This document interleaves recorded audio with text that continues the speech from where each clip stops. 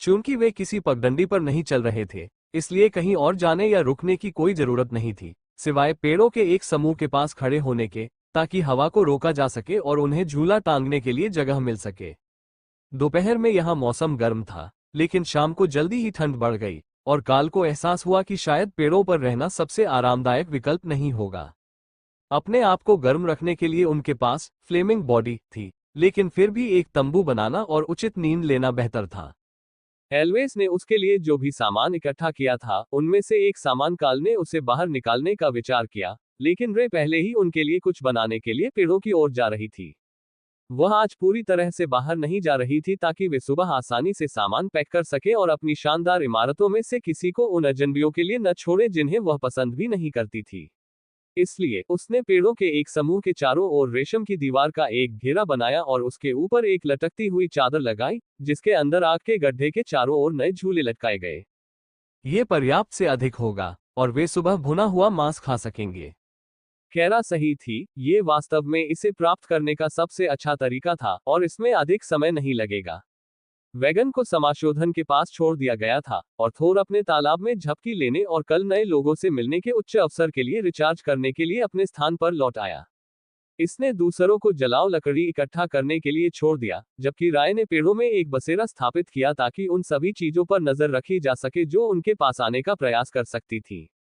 वो अभी भी देख सकती थी कि कुछ लोग कालकोठरी की ओर बढ़ रहे थे, यहां तक कि अब जब सूरज ढल चुका था और लगभग पूरा अंधेरा हो चुका था। जहां तक वह देख सकती थी, शहर से कोई भी बाहर नहीं जा रहा था और जो लोग आगे बढ़ रहे थे वे पहले से ही अपने रास्ते पर चल पड़े थे, इसलिए उसे एक शांत रात की बहुत उम्मीद थी। वहां कई छोटे जीव थे जिनसे वह परिचित नहीं थी, इसलिए उसने पेड़ों के बीच में कमजोर जाल बिछा दिए थे ताकि कुछ को जांच के लिए पकड़ सके। बस कुछ ऐसा जिससे उसे समय बिताने में मदद मिले, क्योंकि वह सूरज के उगने और मौलवियों के नाश्ता बनाने का इंतजार कर रही थी। हालांकि अंत में अधीरता की जीत हुई और जब काल सुबह उठे तो देखा कि आग जल रही थी, उसके चारों ओर मांस से भरी कटारें रखी हुई थी और उत्साहित कैरा उनके बीच दौड़कर लकड़ियों को घुमा रही थी ताकि कोई भी पक्ष अधिक न पक जाए। लोट्स ने यह दृश्य देखकर मुस्कुराया। मुझे लगता है कि यह नाश्ते के लिए साइड डिश बनाने का समय है, कैरा, और नाश्ते में मदद करने वाले सभी लोगों का धन्यवाद। और भी ट्रोल हमारी तरफ आ रहे हैं। मुझे लगता है कि उन्होंने वैगन को देखा होगा, राय ने काल को बताया जब वह अपनी मांसपेशियों को खींचने के लिए खड़ा था। हमारे पास कितना समय है? 10 मिनट या उसके आसपास। मांस उससे पहले तैयार हो जाना चाहिए। राय ने प्रसन्नता के भाव से उत्तर दिया कि कोई भी उसकी कड़ी मेहनत को चुराने की कोशिश नहीं करेगा। 10 मिनट में कोई आ रहा है, कोई परेशानी नहीं होनी चाहिए, लेकिन तैयार रहना, काल ने दूसरों को चेतावनी दी। थोर, तुम पेड़ों से निकलकर अपनी गाड़ी तक पहुंच जाओ, हम तुम्हें बाद में पकड़ लेंगे। सेरो पहले ही खा चुका था, लेकिन उसने जादुई तरीके से बनाए गए चारे के ढेर को उठाया जिसे टेसा ने उसके लिए अलग रखा था और उसे अपने स्थान पर रखे हुए ढेर में फेंक दिया, और वो अपनी गाड़ी के पास इंतजार करने चला गया। उसके पास इसे जमीन पर फेंकने और इंतजार करते समय नाश्ता करने के लिए पर्याप्त समय होगा, और यदि वो सही था तो इससे उनकी एक सामान्य व्यापारी समूह की छवि बनाने में मदद मिलेगी, जिन्हें वास्तव में शिविर स्थापित करना था, अपने शेरों के लिए चारा ले जाना था और रात के हमलों की चिंता करनी थी। काल ने अभी अभी राय के सौजन्य से अपना दलिया और भुना हुआ पेड़ छिपकली खाना समाप्त किया था जब थोर ने उसे 2 मिनट की चेतावनी दी कि वह अपने मेहमानों से मिलने के लिए बाहर जाए। अब अधिकांश प्राणी आने वाले राक्षसों को देख सकेंगे, इसलिए काल को उनका स्वागत करने के लिए बाहर निकलते समय अपनी क्षमताओं के उजागर होने की चिंता नहीं करनी पड़ेगी। उसने देखा कि ट्रोल्स ने अपने हथियार खुलेआम रखे हुए थे, शायद इसलिए क्योंकि उनके पास सिस्टम तक किसी तरह की पहुंच नहीं थी जिससे हथियार एक दूसरे से जुड़ सके। लेकिन दूसरों की तरह समूह के नेता ने भी अपने हथियार निकाले, जबकि उसने अन्यथा दोस्ताना नमस्ते कहा। ऐसा लग रहा था कि स्थानीय लोगों के बीच ये किसी प्रकार की परंपरा थी, इसलिए काल ने अपना हथौड़ा निकाला और उसे कंधे पर लटकाकर 20 मीटर दूर उनकी ओर बढ़ा और इंतजार करने लगा। यह इतनी दूर थी कि वे आसानी से अन्य लोगों तक नहीं पहुंच पाते थे, जो अभी भी अपना सुबह का भोजन खा रहे थे। नमस्कार व्यापारी, क्या आप कालकोठरी का रास्ता जानते हैं? यह इसी दिशा में होना चाहिए, समूह के नेता ने पूछा। पगडंडियों पर चलते हुए सीधे उत्तर की ओर जाओ। कल रात दर्जनों समूह उस ओर जा रहे थे। जब हम वहां से गुजरे तो एक पहाड़ी पर 3 खड़े पत्थरों पर बहुत बड़ी लड़ाई हो रही थी। यहीं पर कालकोठरी होनी चाहिए। हम आगे बढ़ते रहे, लेकिन जब आप करीब पहुंचेंगे तो इतने सारे लोगों को नजरअंदाज करना असंभव होगा। कोई भी वापस नहीं आया है, इसलिए यह अभी भी सक्रिय होना चाहिए। अगर ऐसा नहीं होता तो वे अब तक हार मान चुके होते। ट्रोल के चेहरे पर एक गंभीर मुस्कान उभर आई। या फिर वे सब मर गए? काल ने ठहाका लगाया। अगर ऐसा था तो कम से कम एक तेज धावक तो कल रात को आ ही गया होगा। एक चालाक हमेशा बच निकलता है। ट्रोल ने अपना सिर हिलाया। ऐसा नहीं है। ऐसा हो सकता है कि हर कोई अंदर चला जाए और कोई भी बाहर ना आए। काल ने समझ में सिर हिलाया। ऐसा हो सकता है, लेकिन कुछ समूहों में मुझसे ज्यादा ताकतवर चैंपियन थे। अगर यह इतना खतरनाक है तो क्या यह वाकई अच्छी बात नहीं है? ट्रोल ने हंसते हुए कहा, जैसा कि उसके साथियों ने भी किया। अच्छी चीजें तभी मायने रखती हैं जब आप उनका आनंद लेने के लिए लंबे समय तक जीवित रहें।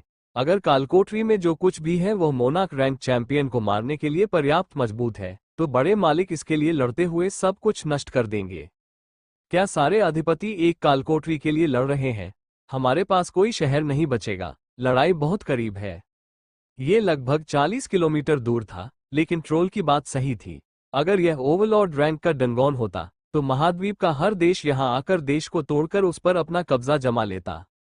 यहां तक कि कुछ यात्राएं करने और ओवरलॉर्ड रैंक के उपकरण लोड करने का अवसर भी बहुत मूल्यवान था। गोल्डन ड्रैगन नेशन की तरह कम कमांडर रैंक होने के बावजूद वे कमांडर रैंक की वस्तुओं को प्राप्त करने और सिस्टम उपयोगकर्ताओं को जागृत करने की कोशिश में जल्द ही पागल हो जाएंगे। आप फिर भी वहां जा रहे हैं, ये जानते हुए भी कि हर कोई इसके लिए लड़ेगा? काल ने पूछा। समूह के नेता ने सिर हिलाया और मुस्कुराया। ट्रोल एक साथ काम करते हैं। अगर और भी ट्रोल होंगे तो हम भी उनके साथ शामिल हो जाएंगे। ओह, मुझे इस बारे में सोचना चाहिए था। शायद ग्रेनाइट ट्रोल्स का एक बड़ा समूह था।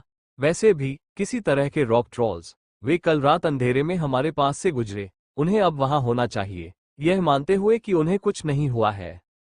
ट्रोल ने काल को सलामी दी और फिर अपनी टीम को फिर से चलने का इशारा किया। टेसा ने उनके जाने का इंतजार किया, फिर कैंप से बाहर आ गई। तुम्हें पता है, मुझे उम्मीद थी कि राक्षस ज्यादा होंगे। मुझे नहीं पता, शायद राक्षसी? काल ने सिर हिलाया। मैं समझता हूं तुम्हारा क्या मतलब है। शायद ऐसा इसलिए है क्योंकि हम ऑक और ट्रोल से मिल रहे हैं। हमारे घर में जिन ऑग्रेस और जायंट्स से हमें इतनी परेशानी है, वे शायद उतने ही ज्यादा हिंसक हैं। या शायद यहां उनके अपने इलाके में कुछ अलग है। बाकी लोगों ने जल्दी से अपना सामान पैक किया और बाद में इस्तेमाल करने के लिए उसे गाड़ी में रख दिया। अगर कुछ और नहीं तो वे कपड़े का इस्तेमाल एक सहारे के तौर पर कर सकते थे ताकि ऐसा लगे कि वे एक औसत यात्रा करने वाला समूह है। अब यह स्पष्ट था कि वस्तुओं को एक अलग स्थान पर संग्रहित करने में सक्षम होना एक दुर्लभ क्षमता थी, और बड़ी मात्रा में आपूर्ति के बिना यात्रा करना उन्हें अलग बनाता था।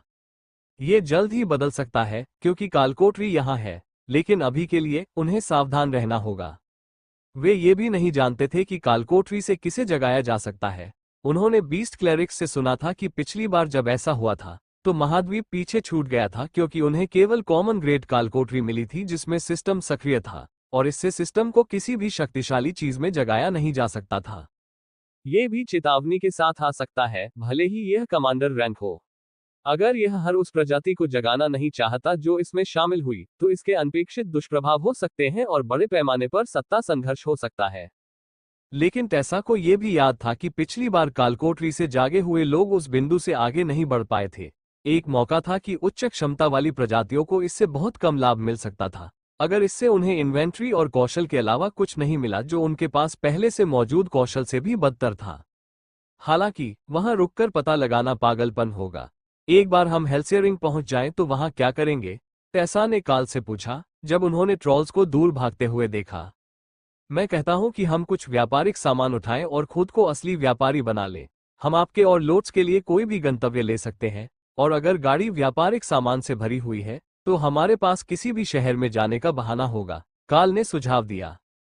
तो कोई छिपाव या विस्तृत योजना नहीं, बस जब तक हम सुरक्षित सीमा तक नहीं पहुंच जाते तब तक बेतरतीब वस्तुओं का व्यापार? काल ने सिर हिलाया। मुझे लगता है कि यह काम करेगा। देखिए, अब तक सभी ने हमारे प्रति कैसी प्रतिक्रिया व्यक्त की है। जब तक वे सोचते रहे कि हम व्यापारी हैं, उन्हें वास्तव में परवाह नहीं थी कि हम क्या कर रहे हैं। अगर हम बाकी टीम को छुपा सके तो बेहतर होगा। गुलामों को रखने वाले देश में इतनी सारी महिलाओं के साथ यात्रा करना एक खतरनाक काम है, उसने आह भरते हुए कहा। क्या आपको लगता है कि हमें और अधिक गार्ड रखने चाहिए? जैसे वास्तविक किराए के गार्ड, काल ने पूछा। और हमें हर समय ये छिपाना पड़ता है कि हम कौन हैं और क्या कर रहे हैं? नहीं, धन्यवाद। उम्मीद है कि रेमी के अंगरक्षक ही पर्याप्त होंगे। अगर तुम्हारा भी यही हाल होता तो बेहतर होता, लेकिन जब तुम एक जोड़ी लामिया बुला रहे हो तो इसमें औरतें ही ज्यादा है। ओफेलिया जब हाथ में कपड़ा लेकर कैंप से बाहर आई तो उनके पीछे से हंसी की आवाज आई। उसकी किस्मत ऐसी ही है। सच कहूं तो मुझे आश्चर्य है कि बॉडीगार्ड रेमी की छोटी प्रतियों के रूप में क्यों नहीं निकले। अब हमारे कैंप का ज्यादातर हिस्सा भर गया है, इसलिए हम जब चाहे निकल सकते हैं। क्या हमारे पास कोई योजना है? काल ने सिर हिलाया। हम ओर्क से प्राप्त गियर को बेचने जा रहे हैं, फिर वैगन को व्यापारिक सामान से भरकर शहर से बाहर निकलेंगे। मुझे नहीं लगता कि इससे कोई खास फर्क पड़ता है। एक पूर्व की ओर जाता है, दूसरा उत्तर पूर्व की ओर जाता है, और वे दोनों एक सुरक्षित सीमा के पास जाते हैं। हमें केवल दिखावे को बनाए रखने के लिए जहां हम रुकते हैं वहां व्यापार करने की आवश्यकता है, और हम आगे बढ़ने के लिए तैयार हैं। ओफेलिया ने सिर हिलाया, फिर सामान को गाड़ी में लाद दिया। ठीक है, हम आप पर भरोसा करेंगे। आपको क्या लगता है कि इस तरह से देश से बाहर निकलने में कितना समय लगेगा? काल ने नक्शे के बारे में सोचा तथा उन दूरियों के बारे में सोचा जो वे थोर द्वारा गाड़ी खींचने के कारण प्रतिदिन तय करने में सफल रहे थे। यात्रा में पूरा 1 सप्ताह लगेगा, इसलिए व्यापार और आराम के दिनों को मिलाकर लगभग 2 सप्ताह लगेंगे। यदि शहर सुरक्षित है तो व्यापारी समूह का बहुत अधिक जल्दबाजी में होना संदिग्ध लगता है, इसलिए हम रास्ते में कुछ शहरों में रुकेंगे। अगर हम बर्विकहम तक जाते हैं तो इसमें 2 या शायद 3 दिन लगेंगे।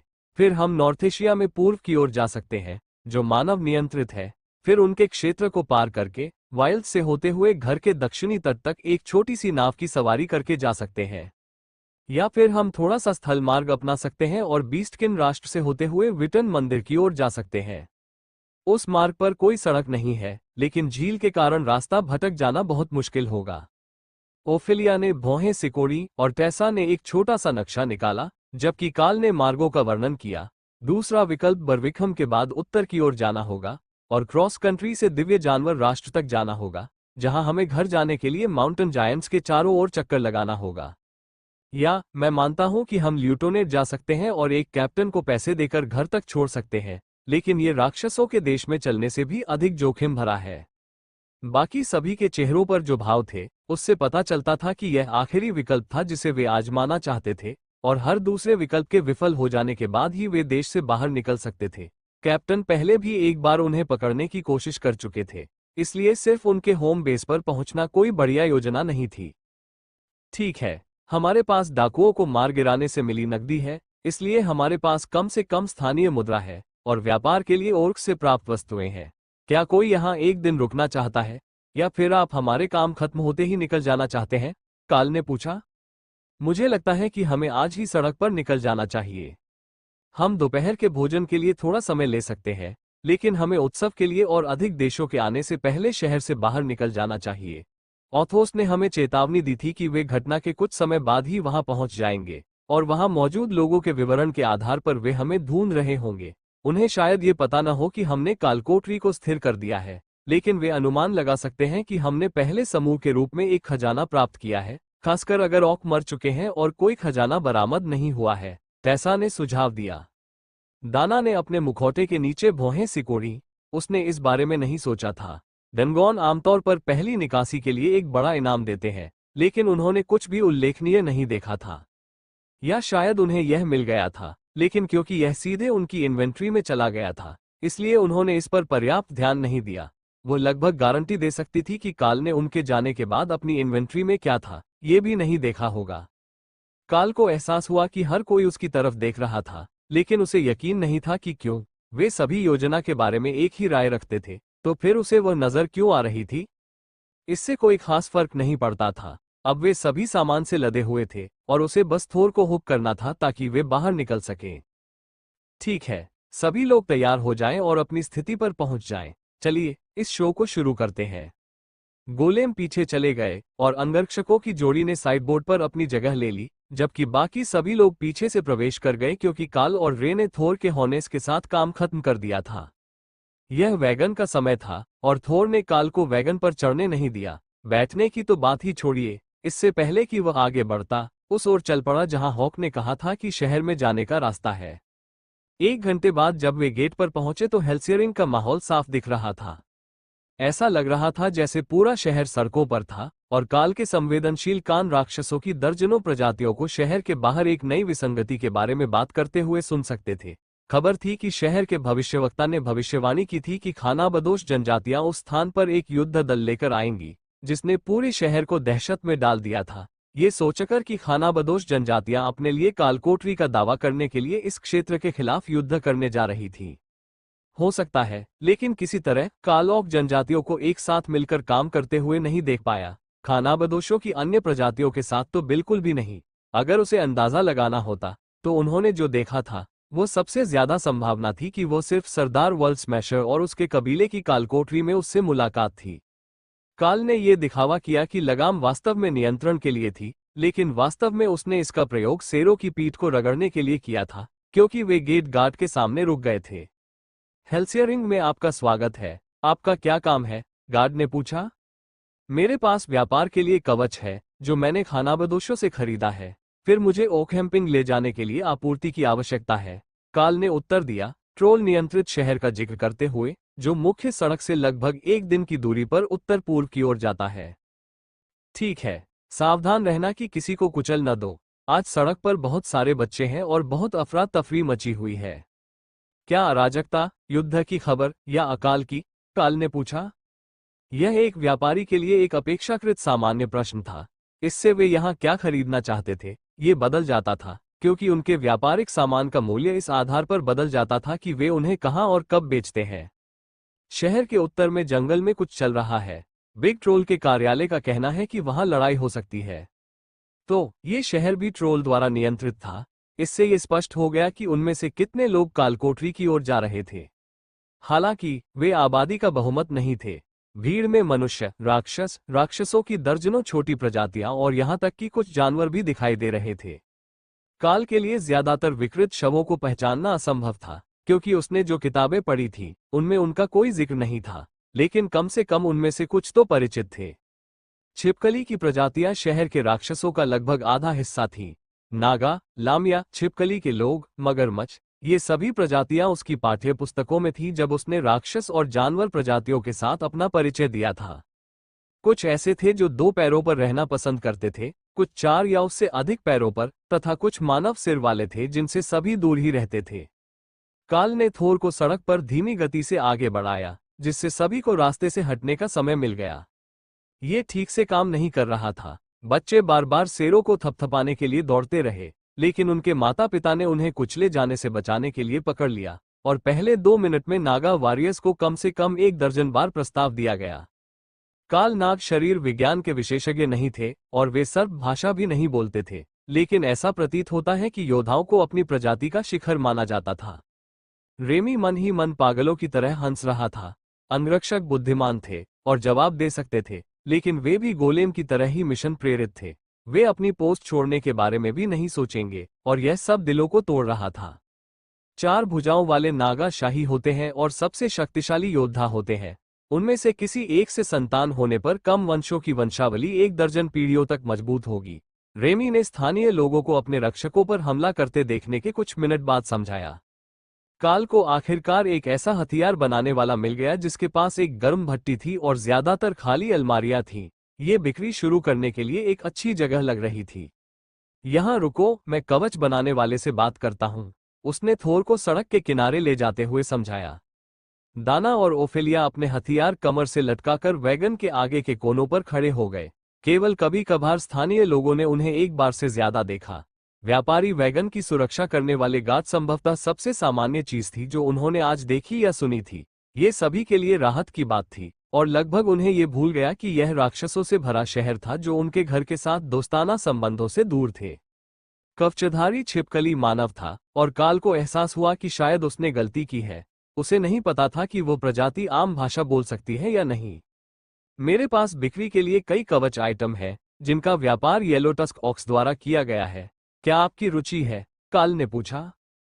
छिपकली वाले ने जवाब में फुफकार मारी। वह कहते हैं कि उन्हें इसकी परवाह नहीं कि आपने उन्हें कहां से खरीदा, इससे कीमत में कोई सुधार नहीं होगा। ठीक है, क्या आप कवच खरीदना चाहते हैं? सभी जागृत और आरोही रैंक जादुई वस्तुएं, काल ने उत्तर दिया।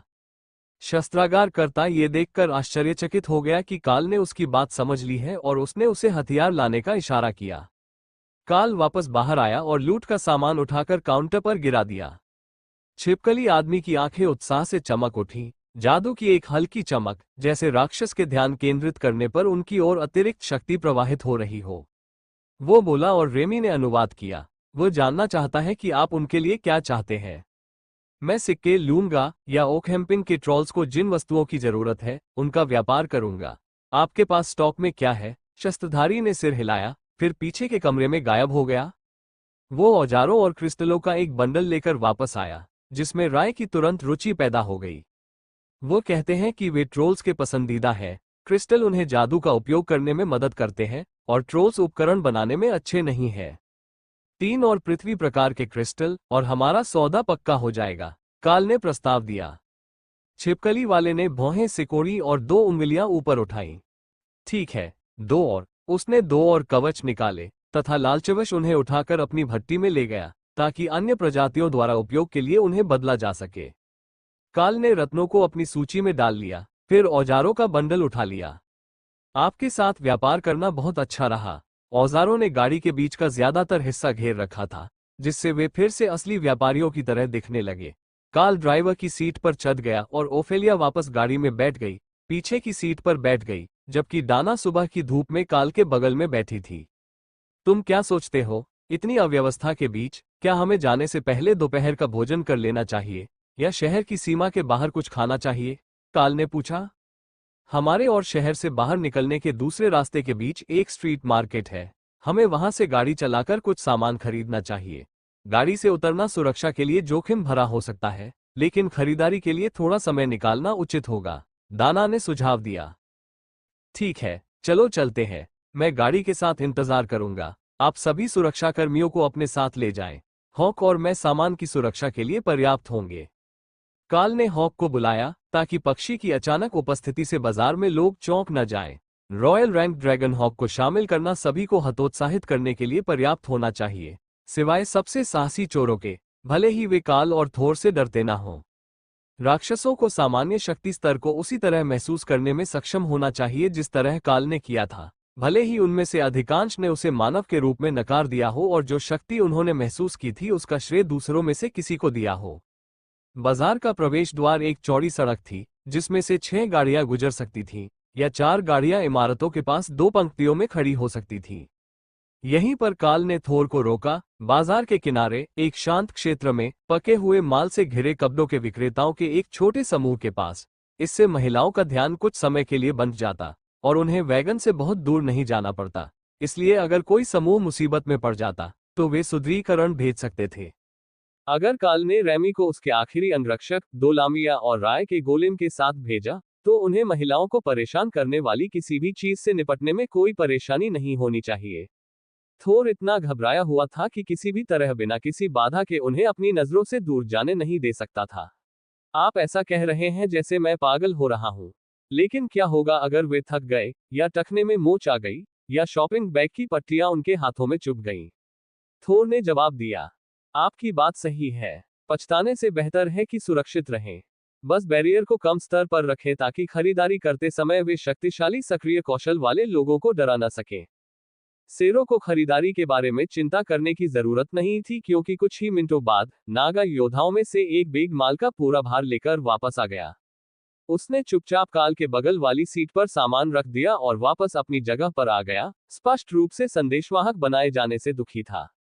इससे काल के सबसे नजदीकी कपड़ा विक्रेताओं को राहत मिली। लंबी यात्रा पर जाने से पहले खरीदारी का सामान वापस भेजना अपेक्षित था। उनके जैसे समूह के साथ वे बहुत सारा खाना खा लेते थे, और एक व्यापारी के पास इतना पैसा होता था कि उसे बेस यात्रा राशन और झटकेदार भोजन पर गुजारा नहीं करना पड़ता था। वे आधे घंटे से जा रहे थे, तभी अचानक हुई हलचल ने काल का ध्यान खींचा, और वैगन के पिछले हिस्से से आग का एक धुआं फूट पड़ा, और एक बेघर आदमी जले हुए दस्ताने पहने हुए सड़क पर दौड़ता हुआ आया। वह पाए चुराने के लिए वैगन के पीछे गया होगा और हॉक का गुस्सा भड़का होगा। काल ने अपनी गाड़ी के पास खड़े व्यापारियों और उस जौहरी की हंसी सुनी जो सिगरेट पीने के लिए अपनी दुकान से बाहर निकला था। काल के पास सड़क पर एक व्यापारी गाड़ी रुकी, और सुरक्षाकर्मियों का एक छोटा समूह खरीदारी करने के लिए उतर गया, जबकि गाड़ी ने सड़क को थोड़ा और अवरुद्ध कर दिया क्योंकि फुटपाथ पहले से ही भरा हुआ था। सुप्रभात। काल ने पंखहीन हरे दानव का अभिवादन किया। सुप्रभात। मुझे नहीं लगता कि आपके पास खाना पकाने के तेल की एक पूरी बैरल के लिए कोई खरीदार होगा। अच्छी गुणवत्ता, लेकिन प्रीमियम नहीं। मेरे खरीदार ने इसे अस्वीकार कर दिया। उसने पूछा, मैं इसके बदले में तुम्हें घटिया किस्म की एक बैरल रम दे दूंगा। इसे तट पर जाना था, लेकिन उन्होंने इसे भी मना कर दिया। काल के पास वास्तव में कुछ बैरल बचे थे, लेकिन उसके समूह में किसी ने भी वास्तव में शराब नहीं पी थी। मैं वह सौदा करूंगा। बैरल के लिए बैरल। अब आप कहां जा रहे हैं? ट्रॉल्स को देखने के लिए। दूसरे व्यापारी ने समझ में सिर हिलाया और अपनी खुली गाड़ी में बैरल की ओर सिर हिलाया। जब गार्ड वापस आ जाएंगे तो वे हमारी मदद कर सकेंगे। काल ने हंसते हुए रम का बैरल पकड़ लिया। ये लो, मैं तुम्हारे साथ सौदा करूंगा। उसने उसे सौंप दिया और उसकी जगह तेल ले लिया। 50 गैलन खाना पकाने के तेल की जरूरत किसे होगी, वह नहीं जानता था। लेकिन यह ऐसी चीज लग रही थी जिसे वह बेच सकता था। राक्षस जब बैरल को पकड़ता है तो वह संदिग्ध दिखता है, लेकिन जब वह बैरल को उठाने में असफल रहता है तो वह भ्रमित हो जाता है। हाँ, यह थोड़ा भारी है, लेकिन मैं जितना दिखता हूं उससे कहीं ज्यादा ताकतवर हूं। आप चाहें तो थोड़ा सा चख सकते हैं। रम बहुत खराब नहीं है, लेकिन नाविकों के लिए ठीक नहीं है। काल ने सुझाव दिया। दानव मुस्कुराया और ऊपर का बंगला खींचकर एक लंबे हैंडल वाला चम्मच अंदर डुबाया और एक घूंट लिया, फिर हल्की सी सांस भरी और उसकी आंखों में पानी आ गया। खैर, ये नाविक के लिए बहुत कमजोर नहीं है। इसका स्वाद भी सबसे बुरा नहीं है जो मैंने चखा है। मैं इसे नागा को बेच सकता हूँ। वे शराब के बारे में इतने ज्यादा नहीं सोचते जब तक कि वह मजबूत हो। आपके साथ व्यापार करना खुशी की बात है। इससे निकलने वाली गंध तीखी थी और काल को आश्चर्य हुआ कि क्या ये वास्तव में पेंट हटाने वाला पदार्थ है, न कि कोई तरल पदार्थ। लेकिन अगर उसके पास इसे खरीदने वाला कोई व्यक्ति है तो ये ठीक है। महिलाएं पूरी बाहों में भरकर वापस आईं और दो बहुत ही परेशान दिखने वाले नागा योद्धा थे, जो अभी भी सभी छिपकलियों की प्रजातियों की महिलाओं को आकर्षित कर रहे थे। नए कपड़े देखने के लिए एक और पड़ाव और फिर हम जाने के लिए तैयार हो जाएंगे। हमारे पास सप्ताह के लिए जरूरी सभी सामान है। टेसा ने सामान उतारते समय बताया। इसमें जले हुए बालों जैसी गंध क्यों आ रही है? ओफेलिया ने पूछा जब वे सामान को गाड़ी के पीछे ले जा रहे थे। हॉक ने किसी को पाए चुराने की कोशिश करते हुए पकड़ा। व्यापारी महिलाएं काल के भावशून्य उत्तर पर हंस पड़ी और अपनी दुकानों पर उपस्थित खरीदारों को मूल कहानी से कहीं अधिक मनोरंजक कथानक के साथ पूरी कहानी सुनाई। उनके संस्करण में ये लगभग ड्रैगन की आग थी जो वैगन से निकल रही थी, जिसने वैगन के अन्य जानवरों को डरा दिया और उसके लिए जौहरी के पाइप को जला दिया। चोर भी एक बुरा दिखने वाला आदमी था जिसके बालों में आग लगी हुई थी, न कि एक अधेड़ उम्र का बेघर आदमी जिसके दस्ताने जल गए थे। टेसा और लोट्स दोनों ने कुछ आइटम चुने और ओफेलिया को एक लंबा कोट मिला जिसे वह वेबियर रूप में पहन सकती थी। उस रूप में रहना कष्टप्रद था क्योंकि वह अपना असली रूप छिपा रही थी, लेकिन ये सुरक्षित था। हालांकि वह कोट में अच्छी लग रही थी, एक उचित अंगरक्षक की तरह, और व्यापारी उसके रूप से बहुत प्रभावित हुए। आप घर से बहुत दूर हैं, तो आप ये भी क्यों नहीं आजमाते? अगर आप दक्षिण में जा रहे हैं तो आपको दक्षिण की हर चीज आजमानी चाहिए, है ना? कपड़ों के एक व्यापारी ने सुझाव दिया। उन्हें लगता होगा कि वह देश के उत्तरी भाग से थी, जो दिव्य पशु राष्ट्र के निकट था, जो उसे घर से 1000 किलोमीटर से अधिक दूर रखता होगा, जो मोटर वाहनों के बिना एक राष्ट्र में एक दुर्लभ बात थी। जब तक वे गाड़ी में वापस पहुंचे, टेसा और लोट्स दोनों के पास कई नए कपड़े थे, और ओफेलिया के पास एक नया कोट, पैंट और एक अलंकृत हथियार बेल्ट था, जिस पर भालू की तस्वीरें बनी हुई थीं, जो किसी प्रकार के कमांडर रैंक की खाल से बनी थी। वह लगभग समुद्री डाकू कप्तानों में से एक की तरह लग रही थी, टोपी के बिना। लेकिन यह उसके लिए उपयुक्त था, और अब वह स्थानीय लोगों के साथ बहुत बेहतर तरीके से घुल मिल गई थी क्योंकि उसने अपने अधिकांश कवच को कपड़े के नीचे छिपा रखा था। काल को बस उम्मीद थी कि ये चीजें आपस में जुड़ जाएंगी, नहीं तो वे पहली लड़ाई तक टिक नहीं पाएंगी। एक बरस्कर सबसे अच्छे समय में भी कपड़ों पर कठोर होती है, और उसके पास हमेशा लड़ाई से पहले अपने सजावटी कपड़े उतारने का समय नहीं होता। रे भी यही सोच रही थी और बाद में ओफेलिया को सजाने की योजना बना रही थी। यह पोशाक अच्छी लग रही थी, और अगर यह उसके रेशम से बनी होती तो इसे उसके कवच के ऊपर पहना जा सकता था, इसलिए यह उसके भंडारण में एक विचार के साथ गायब हो जाती। सामान्य कपड़ों को स्टोर करने से पहले उन्हें उतारना पड़ता था, और यह बहुत ज्यादा परेशानी भरा था। अगर सोचा जाए तो वह काल को भी सजा सकती थी। शायद हर कोई मैचिंग कोट पहन सकता था ताकि ये दिखा सके कि वे राय के हैं। यह अच्छा होगा। उसके दाना को उसका पहनावा पसंद आया। राय ने अपनी अगली रचनाएं बनाने की योजना बनानी शुरू कर दी, जबकि बाकी टीम बाहर निकलने के लिए तैयार थी। वैगन अब लगभग भर चुका था, बस आराम से बैठने के लिए पर्याप्त जगह थी, क्योंकि काल ने थोर को आगे बढ़ाया ताकि दूसरा वैगन फुटपाथ पर अपनी जगह ले सके। यह एक अलग केक है। क्या तुमने कुछ खरीदा? दाना ने पूछा जब वह आगे की सड़क देखने के लिए बैठी थी। हाँ, मैंने रम के बदले खाना पकाने का तेल खरीदा है। जाहिर है, नागा जानवरों द्वारा भेजी गई चीजों को पी लेंगे। ट्रॉल्स को खाना पकाने के तेल की जरूरत होगी, और अगर उन्हें नहीं, तो रास्ते में किसी और को खाना पकाने के तेल की जरूरत होगी। दाना ने स्वीकृति में कंधे उचका दिए। सौदा हो चुका था और इससे कोई फर्क नहीं पड़ता था कि सामान की कीमत क्या थी, क्योंकि वे देश भर में जाने के लिए सिर्फ एक कवर के तौर पर व्यापार कर रहे थे। जब वे शहर के द्वार से बाहर निकलकर उत्तर पूर्व की ओर बढ़े तो पहरेदारों ने उनकी ओर देखा तक नहीं। यह उन्हें युद्धस्थल के करीब 10 किलोमीटर के भीतर ले जाएगा। लेकिन वे एक अच्छी तरह से यात्रा की जाने वाली मुख्य सड़क पर होंगे, और कम से कम ये हिस्सा वास्तव में एक पत्थर की सड़क थी। इससे कोई संदेह पैदा नहीं होना चाहिए। पादरी नए कपड़े पहन रहे थे, स्थानीय शैली में रंगीन कपड़े, लेकिन अभी भी मुख्य रूप से उनके भगवान के रंग में। अब टीम के बाकी सदस्य भी उनके साथ घुल मिल गए, लेकिन काल ने बेस्टियल रेमेंट से कवच पहना हुआ था जो डाकलाइट होस्ट टैबट के साथ आया था। यह कोई बहुत सूक्ष्म या अस्पष्ट बात नहीं थी। वे जिस किसी से भी मिलेंगे, वो संभवतः उसे और थोर का वर्णन करने में सक्षम होगा, इसलिए यदि वे नहीं चाहते थे कि कोई भी उन्हें घटना तक वापस ट्रैक कर सके, तो ये बेहतर होगा कि वे किसी तरह उसे छिपा सकें। अरे, मेरे पास एक विचार है। क्यों न हम थोर और काल का भेष बदल दें? थोर को कम ध्यान देने योग्य बनाने का एक अच्छा तरीका होना चाहिए, और काल आसान है। लोट्स ने सुझाव दिया। ओह, तुम मुझे कैसे छिपाने की योजना बना रहे हो? हम राय से तुम्हारे लिए एक कोट बनवाएंगे, और फिर तुम खुद को बड़ा बनाने के लिए ब्रूटलिटी को सक्रिय रख सकते हो। इस कौशल के सक्रिय होने पर तुम ओफेलिया से ज्यादा बड़े होगे, बिना इसके। इसके साथ तुम्हारी लंबाई 2.5 मीटर होनी चाहिए। अगर तुम कहो कि तुम आधे ट्रोल हो और अपना चेहरा छिपाओ तो कोई तुमसे सवाल नहीं करेगा। रेमी के पास इसके लिए बिल्कुल सही चीज थी। मैं तुम्हारे लिए एक मुखौटा बना सकता हूं, और हॉक मिट्टी को सुखा सकता है और उस पर धातु पिघला सकता है। फिर तुम्हारे चेहरे का एक हिस्सा छिपा हुआ होगा, और तुम्हारी दाढ़ी बढ़ेगी, तो तुम एक राक्षस की तरह दिखोगे। रेमी को लगता है कि हम चेहरा छिपाने के लिए कुछ कर सकते हैं। अगर मेरे पास मेरे कवच के ऊपर पहनने के लिए एक कोट है, तो यह मेरी पहचान को आकस्मिक नजरों से छिपाने के लिए पर्याप्त होना चाहिए। लेकिन हम थोर को कैसे छिपाएंगे? वह एक लाइटनिंग सेरो है। काल ने उन्हें याद दिलाया। मैं भी ऐसा कर सकता हूं। मेरे पास सारी सामग्री है। रेमी ने गर्व से घोषणा की। कोई बात नहीं। रेमी सोचती है कि वह किसी तरह उसका भेष बदल सकती है। काल हंसा। डाना ने हंसते हुए कहा, मैं ये जानने के लिए उत्सुक हूं कि वह क्या सोचती है कि थोर को क्या छिपाया जाएगा।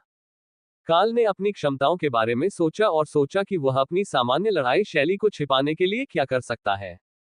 वह नहीं चाहते थे कि कोई भी उनकी उपस्थिति को गोल्डन ड्रैगन राष्ट्र के काल नामक रॉयल रैंक एलिट से जोड़े, भले ही उन्होंने सड़क का नाम बनाने के बारे में बहुत दूर तक नहीं सोचा हो। विघटन के बारे में सिर्फ समुद्री लुटेरों को ही पता होगा, इसलिए ये ठीक होना चाहिए। लेकिन उसने यहां ज्यादा लड़ाई नहीं की थी, इसलिए ऑक्स को भी ज्यादा नहीं पता होगा। जब तक वह चेन लाइटनिंग और ब्लिजार्ड के संयोजन से बचता रहा, जिसके लिए वह और रैमी प्रसिद्ध थे, या ऐसा प्रतीत कराता रहा कि यह सब रैमी का ही प्रभाव था, तब तक अधिकांश सरकारी लोग भी इसे एक साथ नहीं जोड़ पाएंगे, क्योंकि सभी ने उसे एक स्पिरिट स्नैक के रूप में दर्ज किया था, न कि एक नागा रानी के रूप में। ओह, हम तुम्हें हमारे समूह के टैंक जैसा बना सकते हैं। मुझे लगता है कि मेरे पास यहाँ एक ढाल है, और तुम उस मॉल को एक हाथ से या तलवार से इस्तेमाल कर सकते हो। ओफेलिया ने कहा। लगता है आप सभी इसका भरपूर आनंद ले रहे हैं। काल ने हंसते हुए कहा। मेरे पास आपके लिए एक कोट है। राय ने सहमति जताई। ये काले रेशम का बना था, जिसे चमड़े की तरह खुरदुरा होने के लिए बुना गया था, तथा डस्टर की तरह पूरी लंबाई का था, लेकिन समुद्री डाकू कैप्टन कोट की तरह डबल ब्रेस्टेड था, गतिशीलता के लिए पीछे की ओर विभाजित था, और उसने कैप्टन कोट पर लगे चांदी के बटनों की नकल करने के लिए इसमें पवन तत्व वाले चमकदार पत्थर भी बुने थे। काल ने कोट पहना और उसका कवच तुरंत ठीक हो गया। इससे उसे अपने हेलमेट के लिए एक मुखौटा मिला जो एक काले राक्षस के चेहरे जैसा दिखता था, और काल ने पाया कि वह हेलमेट को हटा सकता है और मुखौटा रख सकता है। ये कौशल बहुत काम का है, हमेशा उस रूप में समायोजित हो जाता है जो मुझे लगता है कि मुझे चाहिए। हालांकि अब मुझे आपके लिए मुखौटा बनाने का मौका नहीं मिलेगा। कोई बात नहीं, मैं थोर के लिए मेकअप करना शुरू कर दूंगा। यह विचार परेशान करने वाला था, लेकिन रेमी वास्तव में इसमें रुचि रखती थी, और वह जमीन पर उगे पौधों, कुछ मिट्टी और कुचले हुए जादुई पत्थरों को मिलाकर पेस्ट बना रही थी। यह एक प्रकार की स्थिरता में बदल रहा था जो बूट पॉलिश की तरह लग रहा था। लेकिन रेमी अपनी एक किताब को बार बार याद करती रही, और वह खुद पर अविश्वसनीय रूप से गर्वित दिख रही थी। हाँ, मैंने ये किया। ये काम करना चाहिए। शेडो ब्रांच पेस्ट, उसमें से थोड़ा सा लेकर थोर के चेहरे पर युद्ध का रंग बनाओ। काल ने गाड़ी रोकी और जैसा बताया गया था वैसा ही किया। थोर के कंधे और चेहरे के किनारे पर चौड़ी उंगलियों से धारियां खींची। फिर वह अपनी कारीगरी की प्रशंसा करने के लिए पीछे हट गया, क्योंकि अब थोर के चेहरे पर युद्ध का रंग चढ़ चुका था। फिर यह प्रभाव तब तक फैलता गया जब तक कि थोर पूरी तरह से काला नहीं हो गया, चमकदार नहीं बल्कि सपाट काला और गैर परावर्तक। ये प्रभावशाली है, ये कहां से आया? दाना ने पूछा। जाहिर है कि यह कुछ ऐसा है जिसे रेमी बना सकती है। जब मैं उसके घर में शेडो ब्रांच के पौधों की जांच करता हूं तो मैं निर्देश देख सकता हूं। जब तक वह इसे धो नहीं देता या जब तक वह अपने घर वापस नहीं आ जाता, तब तक यह उसे ऐसा ही दिखना चाहिए, क्योंकि अगर वह नहीं चाहता तो यह उसके साथ नहीं जाएगा, काल ने समझाया। उसके पास पहचानने का हुनर था, लेकिन वहां इतने सारे पौधे थे कि उसने कभी उन सभी को देखने की जहमत नहीं उठाई, संभावित संयोजनों की तलाश में जो कुछ उपयोगी बना सके। रेमी अपने हुनर में काल से बेहतर था, उसे पूरा यकीन था। लेकिन यह सिर्फ एक सामान्य ग्रेड भेस मंत्र था, न कि उन्हें आगे बढ़ने में मदद करने के लिए कुछ शक्तिशाली मिश्रण, जिसे काल हर बार खोजने की कोशिश कर रहा था जब वो पहले उनकी चीजों को देखता था। ये संभव था कि वो सभी तरह की छोटी छोटी चीजों को भूल गया था क्योंकि वो उन्हें ढूंढना नहीं जानता था। जब वे वापस आए तो उसने रेमी को कुछ समय के लिए मोगाना के पास छोड़ दिया ताकि यह पता चल सके कि क्या उसे कीमियागिरी का हुनर आता है। उसे चीजें बनाना पसंद था, और यह सिर्फ उसके कुलदेवता के लिए मूर्तियां बनाना नहीं था। राय पेस्ट की बहुमुखी प्रतिभा से विशेष रूप से प्रभावित नहीं थी। उसका अनुकूली रेशम आपको अधिक प्रभावी ढंग से छिपा सकता था, लेकिन थोर को सिर्फ काला कर पाना एक बेहतरीन भेस था। अब वो बिल्कुल भी लाइटनिंग सेरो जैसा नहीं लग रहा था, बस एक तरह का सामान्य सेरो लग रहा था। ठीक है, अब हम ज्यादातर भेस बदल चुके हैं। अभी के लिए ये काफी है। हालांकि मुझे यकीन नहीं है कि कवच को धोने के बाद मैं फिर से वही मुखौटा पा सकूंगा, काल ने समूह को सूचित किया। तो मुझे एक मुखौटा बनाने का मौका मिल गया। हॉक, कुछ धातु ढूंढो, मैं मिट्टी से कुछ बनाऊंगा जिसे तुम लेप कर सकोगे, रेमी ने खुशी जताई। ठीक है, हालांकि आप इसे सिर्फ पेंट कर सकते हैं, हॉक ने उसे याद दिलाया। शायद जब मैं काम पूरा कर लूंगा तब देखेंगे, लेकिन मैं चाहता हूं कि तुम इसे आग पर पकाओ। सड़क पर हर मिनट इतनी भीड़ होती जा रही थी कि दोपहर तक ऐसा लग रहा था कि वे शहर में वापस आ गए हैं। हर मिनट या 2 मिनट में एक वैगन कारवां गुजर रहा था। ब्रूस टेम्पल ने जो नक्शे दिखाए थे, उनके अनुसार आसपास के शहरों में इतने लोग नहीं होने चाहिए थे। उन्होंने आज सुबह ही सैकड़ों व्यापारियों को देखा था, और शहर के आसपास के 50 किलोमीटर के दायरे में केवल कुछ हजार लोग ही होने चाहिए थे। निश्चित रूप से इतने सारे व्यापारियों की जरूरत नहीं थी। वास्तव में पूरे क्षेत्र में व्यापारी व्यवसाय से जुड़े लोगों की संख्या इतनी अधिक नहीं होनी चाहिए। फिर अचानक वहां कोई व्यापारी गाड़ियां आती हुई दिखाई नहीं दी। हॉक, वहां क्या हो रहा है? क्या ये सिर्फ सुबह की भीड़ थी? काल ने पूछा। यदि यह किसी प्रकार का क्षेत्रीय आयोजन होता, जैसे कि किसी प्रमुख बाजार का दिन, तो इससे सड़क पर मौजूद सभी लोगों का पता चल सकता था। दूरी पर और भी लोग रुके हुए हैं।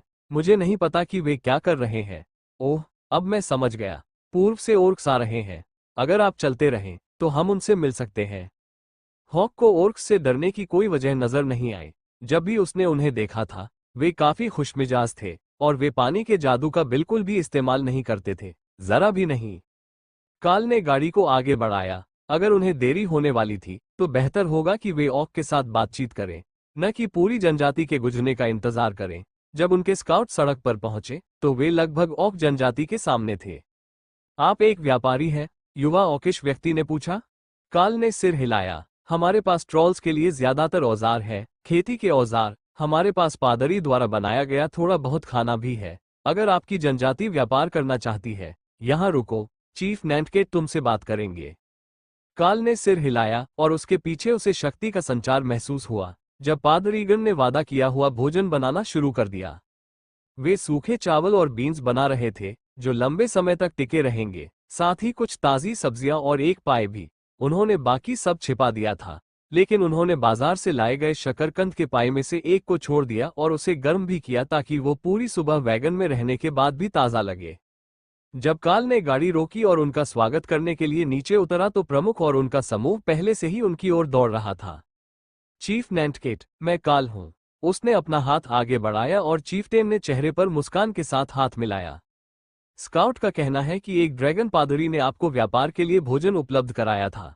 आपके पास कितना है? ऑक ने पूछा। काल ने जमीन पर रखने के लिए खुरदरी बरलेब बोरी निकाली, फिर सावधानी से पाई ली और उसे नैंटकेट को सौंप दिया। यह मेरी ओर से तुम्हें पहली मुलाकात का तोहफा है, हेल्सियर इन के बाजारों से ताज़ा। सरदार मुस्कुराया। अभी भी गर्म है। आप ओर्क्स के बारे में जानते हैं। उसका स्वर अनुमोदनात्मक था और काल हल्के से हंस पड़ा।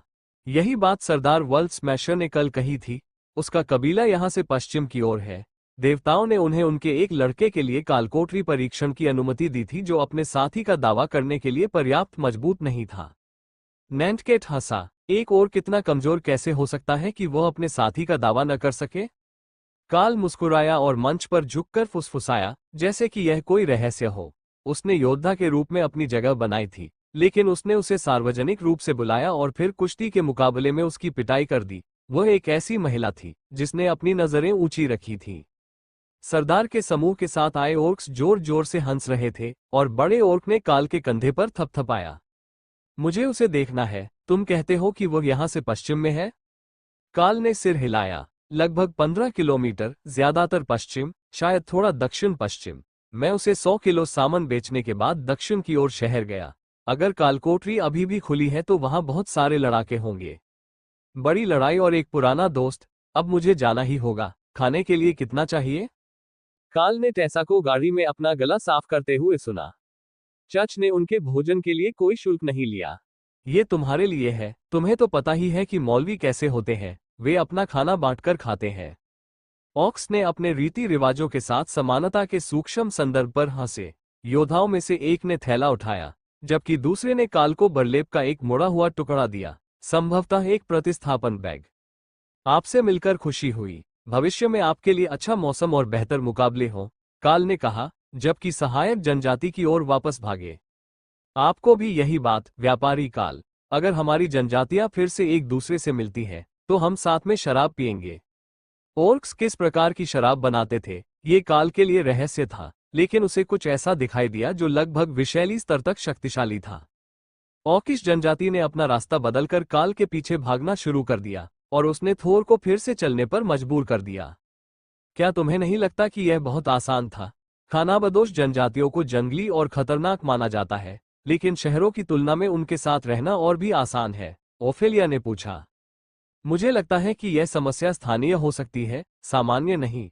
ऑकिश जनजातियों को ट्रॉल्स या अन्य राक्षस गुटों के साथ कोई समस्या होनी चाहिए। उसने एक पल सोचने के बाद जवाब दिया। क्या ये हमारे समूह के बारे में कुछ हो सकता है? दाना ने पूछा। ऐसा हो सकता है, लेकिन मुझे नहीं लगता कि हमारे पास इसका परीक्षण करने का कोई तरीका है। काल ने दूर से एक वैगन कारवां देखा और आराम करने लगा। वे उस क्षेत्र से दूर चले गए होंगे जिसे स्थानीय लोगों ने खतरनाक बताया था। थोर उनके पास से गुजरते हुए एक और हट गया और काल ने देखा कि वैगन की रखवाली कर रहे कुछ राक्षस हवा में सूंघ रहे थे। वे इस तरह से तनाव में थे मानो वे हमला करने जा रहे हों, लेकिन जब नागा योद्धा ने उन पर कड़ी नजर डाली तो वे पीछे हट गए। काल तब तक चुप रहा जब तक वे रुके हुए व्यापारी समूह से काफी आगे नहीं निकल गए। फिर उसने दूसरों की ओर देखा। मुझे लगता है कि मेरे पास एक विचार है। हो सकता है कि ऑक्स के साथ हमारी किस्मत अच्छी हो क्योंकि वे हमें भोजन या प्रतिस्पर्धा नहीं मानते। ऑक्स मनुष्यों को कमजोर समझते हैं, इसलिए हम उनके प्रतिस्पर्धी नहीं हैं, और वे हमें खाना नहीं चाहते। ये ऑग्रेस और कुछ अन्य हैं जो हमारे लिए सबसे बड़ी समस्या हो सकते हैं, उन्होंने समझाया। पहले समूह से कुछ 100 मीटर पीछे और भी गाड़ियां खड़ी थीं, और जैसे ही वे नजदीक पहुंचे, अग्रणी गाड़ी के चालक ने काल को रुकने का इशारा किया। क्या तुमने रास्ते में खानाबदोशों को देखा? एक नीली चमड़ी वाले पतले ट्रोल ने पूछा। हाँ, एक ओर्क जनजाति। वे अब सड़क के पश्चिम में हैं और उस बड़ी लड़ाई की तलाश में पश्चिम की ओर जा रहे हैं जो आज सुबह शहर में चर्चा का विषय थी। आज इतना सारा ट्रैफिक क्यों है? काल ने जवाब दिया। पता नहीं।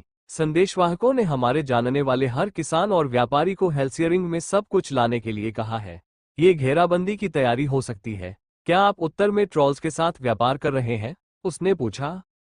काल ने सिर हिलाया। मेरे पास उनके लिए उपकरण है, गुणवत्ता वाले। अच्छा फैसला। अगर घेराबंदी होती है तो सेनाओं को खिलाने के लिए उन्हें हर संभव मदद की जरूरत होगी। ये जानने के लिए किसी प्रतिभा की जरूरत नहीं है कि सेनाएं भूखी होती है और उनसे लड़ने की तुलना में उन्हें खिलाना ज्यादा आसान है। ट्रॉलिश किसानों और व्यापारियों के अगले कुछ समूह भी इसी तरह से कोई भी समाचार प्राप्त करने के लिए उत्सुक थे, लेकिन जब काल बड़ी गाड़ियों को खींचने के लिए बैलों का उपयोग करने वाले ओग्रेस के एक समूह के पास पहुंचा तो चीजें बदतर होने लगीं। पहले तो ये पिछले शत्रुतापूर्ण व्यापारी समूह जैसा ही दिखावा था, लेकिन ये लोग सफल व्यापारियों की तरह नहीं दिख रहे थे। वे सामान्य से भी ज्यादा गंदे थे, यहां तक कि ओग्रेस के लिए भी, और आधे भूखे दिख रहे थे। जब हवा का रुख बदला और काल की गाड़ी से उनकी गाड़ी की ओर बही, जिससे उन्हें मनुष्यों की गंध आई, तो वे घबरा गए और हमला करने लगे। रे गोलम्स, काल ने पुकारा और आक्रमण का सामना करने के लिए नीचे कूद पड़ा। दोनों अंगरक्षक उसके साथ शामिल हो गए, साथ ही दाना के गोलेम भी। खतरे से निपटने के लिए ये पर्याप्त होना चाहिए, और व्यापारियों के रूप में अपने कवच को न उड़ाने की उनकी योजना यही थी। हालांकि ये योजना कैरा के लिए पूरी तरह से उबाऊ थी और काल द्वारा उसे बताने से पहले ही शून्य बेजे युद्ध के लिए तैयार हो गया था। मास राक्षस दहाड़ते हुए काल की गाड़ी की ओर बढ़े, उनका ध्यान उस पर बिल्कुल भी नहीं था। आसपास के अन्य व्यापारी जो खतरे के टल जाने के संकेत का इंतजार कर रहे थे, तितर बितर होने लगे। वे ओग्रेस और काल के समूह के बीच लड़ाई में शामिल नहीं होना चाहते थे। काल ने अपना ब्लेड निकाला और पहले आरोही रैंक वाले ओग्रे को कंधे से लेकर छाती तक 2 हिस्सों में काट डाला, लेकिन जब दोनों हिस्से जमीन पर गिर गए तब भी बाकी नहीं रुके। वे पूरी तरह से इंसानों की गंध पर ध्यान केंद्रित कर रहे थे और अंधाधुंध तरीके से रक्षकों के ब्लेड और आगे के पैरों पर हमला कर रहे थे। लड़ाई 30 सेकंड से भी कम समय में खत्म हो गई, सिर्फ खून और स्टील की बौछारें। असल में आखिरी लड़ाई कैरा की थी, जिसे अपने बैलों के अस्तित्व पर आपत्ति थी। वे मर चुके हैं, अब तुम रुक सकती हो, काल ने उसे याद दिलाया। कैरा रुकी और चारों ओर देखने लगी। तो वे हैं? मुझे लगा कि हम लड़ने जा रहे हैं। काल ने बेजे के सिर पर थपथपाया जब वो ओग्रेस की गाड़ी पर उतरी। यह असली लड़ाई नहीं थी, बस हमले के खिलाफ गाड़ी की रक्षा करना था। तुम बहुत उत्साहित हो गई हो। कैरा ने एक गहरी सांस ली, फिर अपने स्थान पर जाकर गायब हो गई और फिर वापस आकर वैगन में बैठी महिलाओं के साथ बैठ गई। निराशाजनक। 10 में से 1 अनुशंसित नहीं।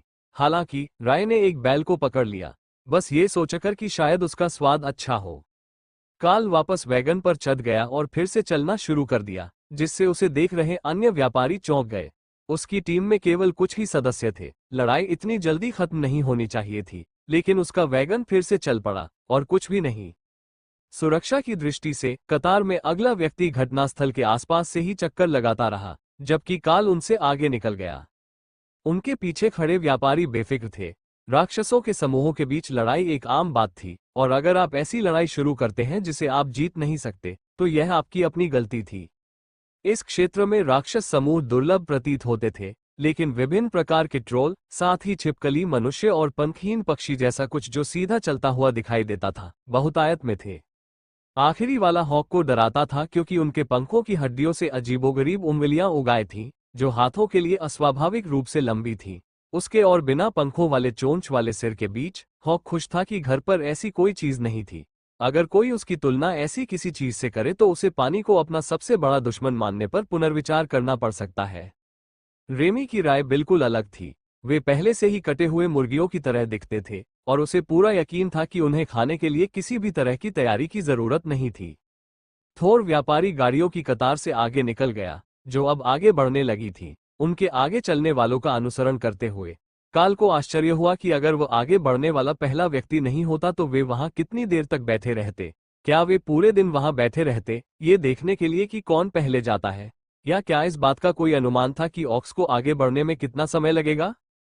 काल को कोई स्काउट नहीं दिखा और न ही हॉक को, लेकिन देरी के बावजूद वे डिनर से पहले अगले शहर तक पहुंचने वाले थे। वे ओकहैम्पिंग शहर के आसपास कहीं भी नहीं थे, लेकिन ये ठहराव स्थल प्रतीत हुआ। क्योंकि शहर में व्यापारियों के कारवां के लिए पार्किंग की बड़ी जगह थी। साथ ही वहां शराब खाने, मोटल और लोहारों की दुकानें भी थीं जो वैगन मरम्मत का विज्ञापन करती थीं। हम शाम के लिए यही डेरा डालेंगे। उनके पास गश्त पर पहरेदार है और निगरानी रखने के लिए आसपास अन्य लोग भी हैं, इसलिए हमें सड़क के किनारे मौकापरस्त चोरों के बारे में उतनी चिंता नहीं करनी पड़ेगी जितनी हमें हो सकती है, कार्ल ने समझाया।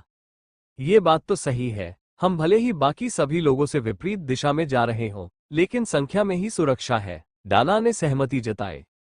ये वास्तव में कोई मतलब नहीं रखता था जब आपके आसपास की हर चीज को दुश्मन माना जा सकता था, लेकिन कुछ भी काल को मानव के रूप में नहीं पहचानता था और उन्होंने अन्य राक्षसों के साथ घुलने मिलने के लिए नागा योद्धाओं को पहरे पर रखा था। ज्यादातर गाड़ियां ज्यादा कैंप नहीं लगा रही थीं। सबसे बढ़िया ये था कि पहरेदारों के लिए सोने के लिए एक छोटी सी आग थी, जबकि उनमें से एक पहरेदारी कर रहा था। काल की टीम भी यही करती थी, जिसमें ज्यादातर टीम वैगन में सोती थी और समन पहरे पर रहता था।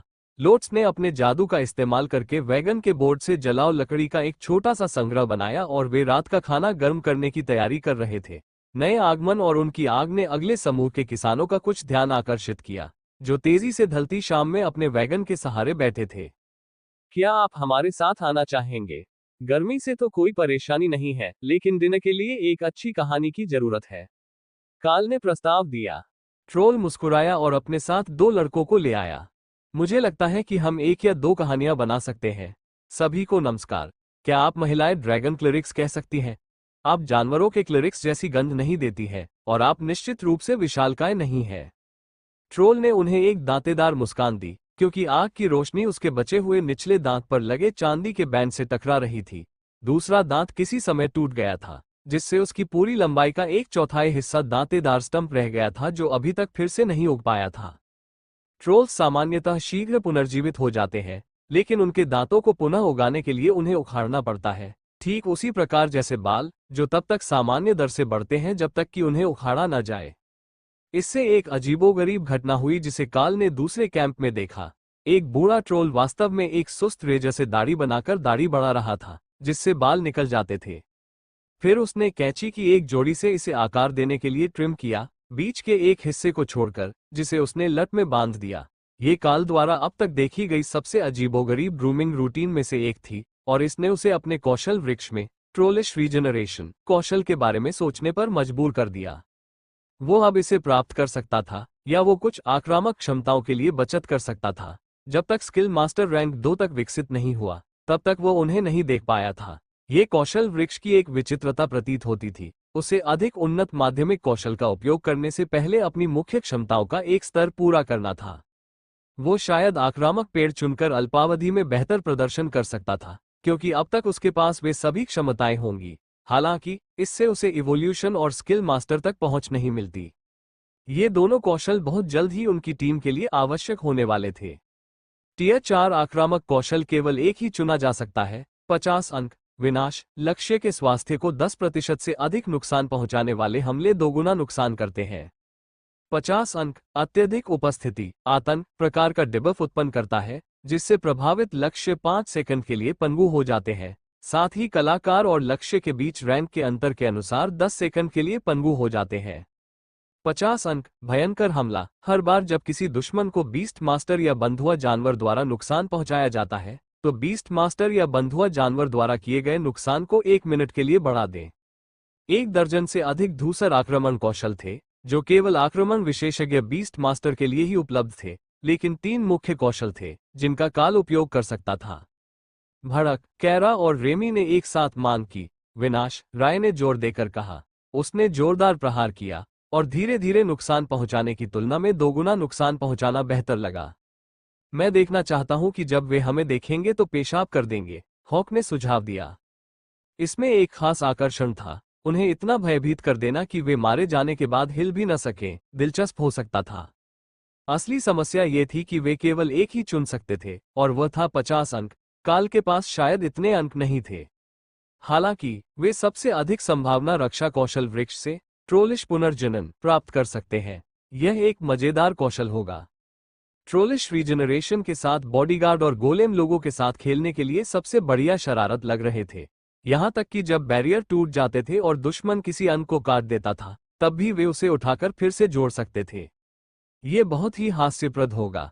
काल ने उनकी हरकतों पर हंसने से बचने की पूरी कोशिश की, क्योंकि वे ट्रॉलिश किसानों के साथ खेत पर होने वाली सांसारिक घटनाओं की कहानियां सुनाते हुए रात के खाने के लिए बैठे थे। इससे वास्तव में ट्रोल्स को और अधिक संबंधित महसूस हुआ, क्योंकि उन्हें भी वही चिंताएं थीं जो उसे घर पर थीं। धरती के चूहे अलमारी में घुस जाते थे, स्टोव जो समान रूप से गर्म नहीं होते थे, लंबे घंटे और अपर्याप्त वेतन। भले ही आप ट्रोल थे, एक कर्मचारी ही होता है। उनके पास काल के आदी होने वाली कोई भी तकनीकी वस्तु नहीं थी, लेकिन ये सब जीवित अनुभव में इतना अलग नहीं था।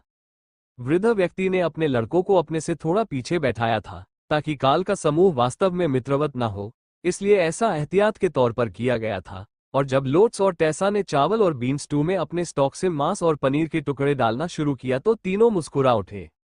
ये बर्तन सामान्यतः उन 8 लोगों के लिए बहुत अधिक होगा, लेकिन दिन भर की लंबी यात्रा के बाद ट्रॉल्स की भूख बढ़ जाती है।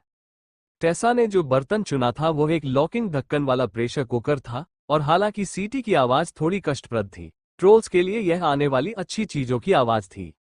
काल ने सोचा कि पनीर वाला चावल और बीन्स इतना बढ़िया नहीं लगता, लेकिन लोट्स किसी भी चीज में मसाले डालने के लिए खुश था, और यह उम्मीद से कहीं ज्यादा बेहतर निकला।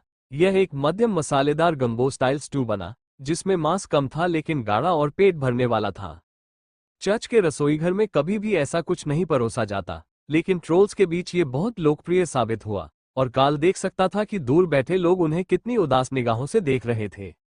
अग्निकुंड के चारों ओर पत्थर का ढेर लगा दिया गया और नागा योद्धा पहरे पर तैनात हो गए। सभी लोग अग्नि के पास सोने के लिए बैठ गए। ट्रॉल्स ज्वलनशील थे, लेकिन उन्हें गर्म रहना भी पसंद था। आराम के लिए यह एक समझौता था। काल की टीम ने गर्मी के लिए जोड़ी बनाई, जिसमें ओफिलिया और टेसा ने एक स्लीपिंग बैग साझा किया, जबकि लोट्स और कैरा ने एक स्लीपिंग बैग साझा किया। अगर किसी ने देखा होता कि कैरा अपनी जगह छोड़कर छोटे पादरी से मिलने जा रही है, तो उन्होंने इस बारे में कुछ नहीं कहा होता। इससे उनके भटकते लोट्स की समस्या हल हो जाती, क्योंकि भले ही लोट्स तलाश करने के लिए उत्सुक था, कैरा को सुबह तक हिलना पसंद नहीं था, और वो जिज्ञासु को अपनी जगह पर बंद करके रखती। इस छोटे से कृषि नगर के बाहर दर्जनों व्यापारी वैगन कारवां थे, जो मुख्य सड़क के किनारे कई में से एक था। सभी के पास साझा करने के लिए नई संस्कृतियां, कहानियां और अनुभव थे। लेकिन नींद ज्यादा महत्वपूर्ण थी, और हर कोई पूरी रात कहानियां सुनाने की बजाय कल के लंबे दिन के लिए अच्छी तरह से आराम करने में ज्यादा दिलचस्पी रखता था। भोर से ठीक पहले एक हंगामे के कारण नागा योद्धाओं ने काल और अन्य लोगों को जगाया। वे शिविर के किनारे पर नहीं थे, और यह आसन्न लड़ाई की तरह नहीं लग रहा था, लेकिन काल ने किसी तरह उठकर कपड़े पहने, बस सुरक्षित रहने के लिए। ऐसा लग रहा था कि यह शोर कुछ मुट्ठी भर मनुष्यों का था, जिनके साथ फटे पुराने कवच पहने छिपकली जैसे लोग थे, जो खून से लथपथ होकर लड़खड़ाते हुए शिविर में घुसे थे और तेजी से लुप्त हो रहे थे। टेसा, आओ मदद करो, मुझे लगता है कि किसी ने सड़क किनारे व्यापारियों पर हमला कर दिया है, काल फुसफुसाया। टेसा के अनुसार हमला एक कम आंकलन था। ये कुछ बचे हुए लोग व्यापारी के रक्षक थे, और जब उसने अपना उपचार कार्य शुरू किया तो वे सभी बुरी तरह से अपंग हो चुके थे और मुश्किल से अपनी जान बचा पा रहे थे। यह उससे अधिक कठिन था, जिसकी वह आदी थी, क्योंकि कुछ राक्षस ड्रैगन देवताओं की पसंद के बाहर थे, लेकिन यह इस बात में अधिक था कि उसे वो बोनस नहीं मिल रहा था, जिसकी वह आदी थी, न कि देवताओं द्वारा उसे सक्रिय रूप से उपचार करने से रोकना। मंत्रों ने उनके घाव भर दिए और आंतरिक रक्तस्राव बंद हो गया, लेकिन इनमें से ज्यादातर लोग फिर कभी कारवा गार्ड के तौर पर काम नहीं कर पाए। कुछ के अंग गायब थे, एक हाथ का ज्यादा हिस्सा और दोनों आंखें, लेकिन इससे ये सवाल नहीं उठता कि उनके साथ क्या हुआ। अब उनकी हालत स्थिर होनी चाहिए। जब तक वे शांत नहीं हो जाते, तब तक वे हमें ज्यादा कुछ नहीं बता पाएंगे, लेकिन उनके बीच एक ट्रोल है, और वो कुछ ही मिनटों में ठीक हो जाएगा, बशर्ते उसकी आंखें ठीक से ठीक हो जाएं, उन्होंने बताया। आधे ट्रोल ने उन्हें एक कमजोर अंगूठा दिखाया और अपनी नई पुनर्जीवित आंखें झपकाईं। अब वे ठीक हो जाएंगे। मुझे उन्हें बाहर निकालना पड़ा ताकि वे ठीक से ठीक हो जाएं, और स्वाभाविक रूप से वापस बढ़ने में समय लगता है। सब कुछ ठीक चल रहा था, और हमने शहर के चारों ओर से रास्ता बनाया ताकि सभी ट्रैफिक और सड़क पर टोल वसूलने वाले लुटेरों को दरकिनार किया जा सके। लेकिन वहां कहीं भी भीषण युद्ध चल रहा था और उन्होंने बिना किसी चेतावनी के हम पर हमला कर दिया। खुद को डोरा द डिस्ट्रॉय कहने वाले कुछ विशालकाय ऑक ने हमारे पूरे कारवां को नष्ट कर दिया। हम भाग गए, और हम मुख्य युद्ध से 5 किलोमीटर से अधिक दूर थे, लेकिन फिर भी उन्होंने हमारा पीछा किया, उन्होंने बताया। तो क्या ये खानाबदोश ओर्क जनजातियां लड़ रही थीं? एक किसान ने पूछा। व्यापारी ने अपना सिर हिलाया। वे वहां थे, लेकिन वहां ओर्क्स, ट्रोल्स, ड्रैगन, मिनोटॉर झुंड है, और मैं कसम खाता हूं कि मैंने एक पूरा स्पेलब्लेड कबीला देखा। यह नरक है। वे उस दर पर पूरे क्षेत्र को नष्ट करने जा रहे हैं, और यह अभी भी फैल रहा है। मैंने 5 और पोर्टल खुले देखे क्योंकि मैं सुरक्षित रूप से रेंग रहा था। उसके पास लेटा हुआ एक व्यक्ति हंस पड़ा। तुम भाग्यशाली हो। हम शहर के पास जाने की कोशिश भी नहीं कर रहे थे।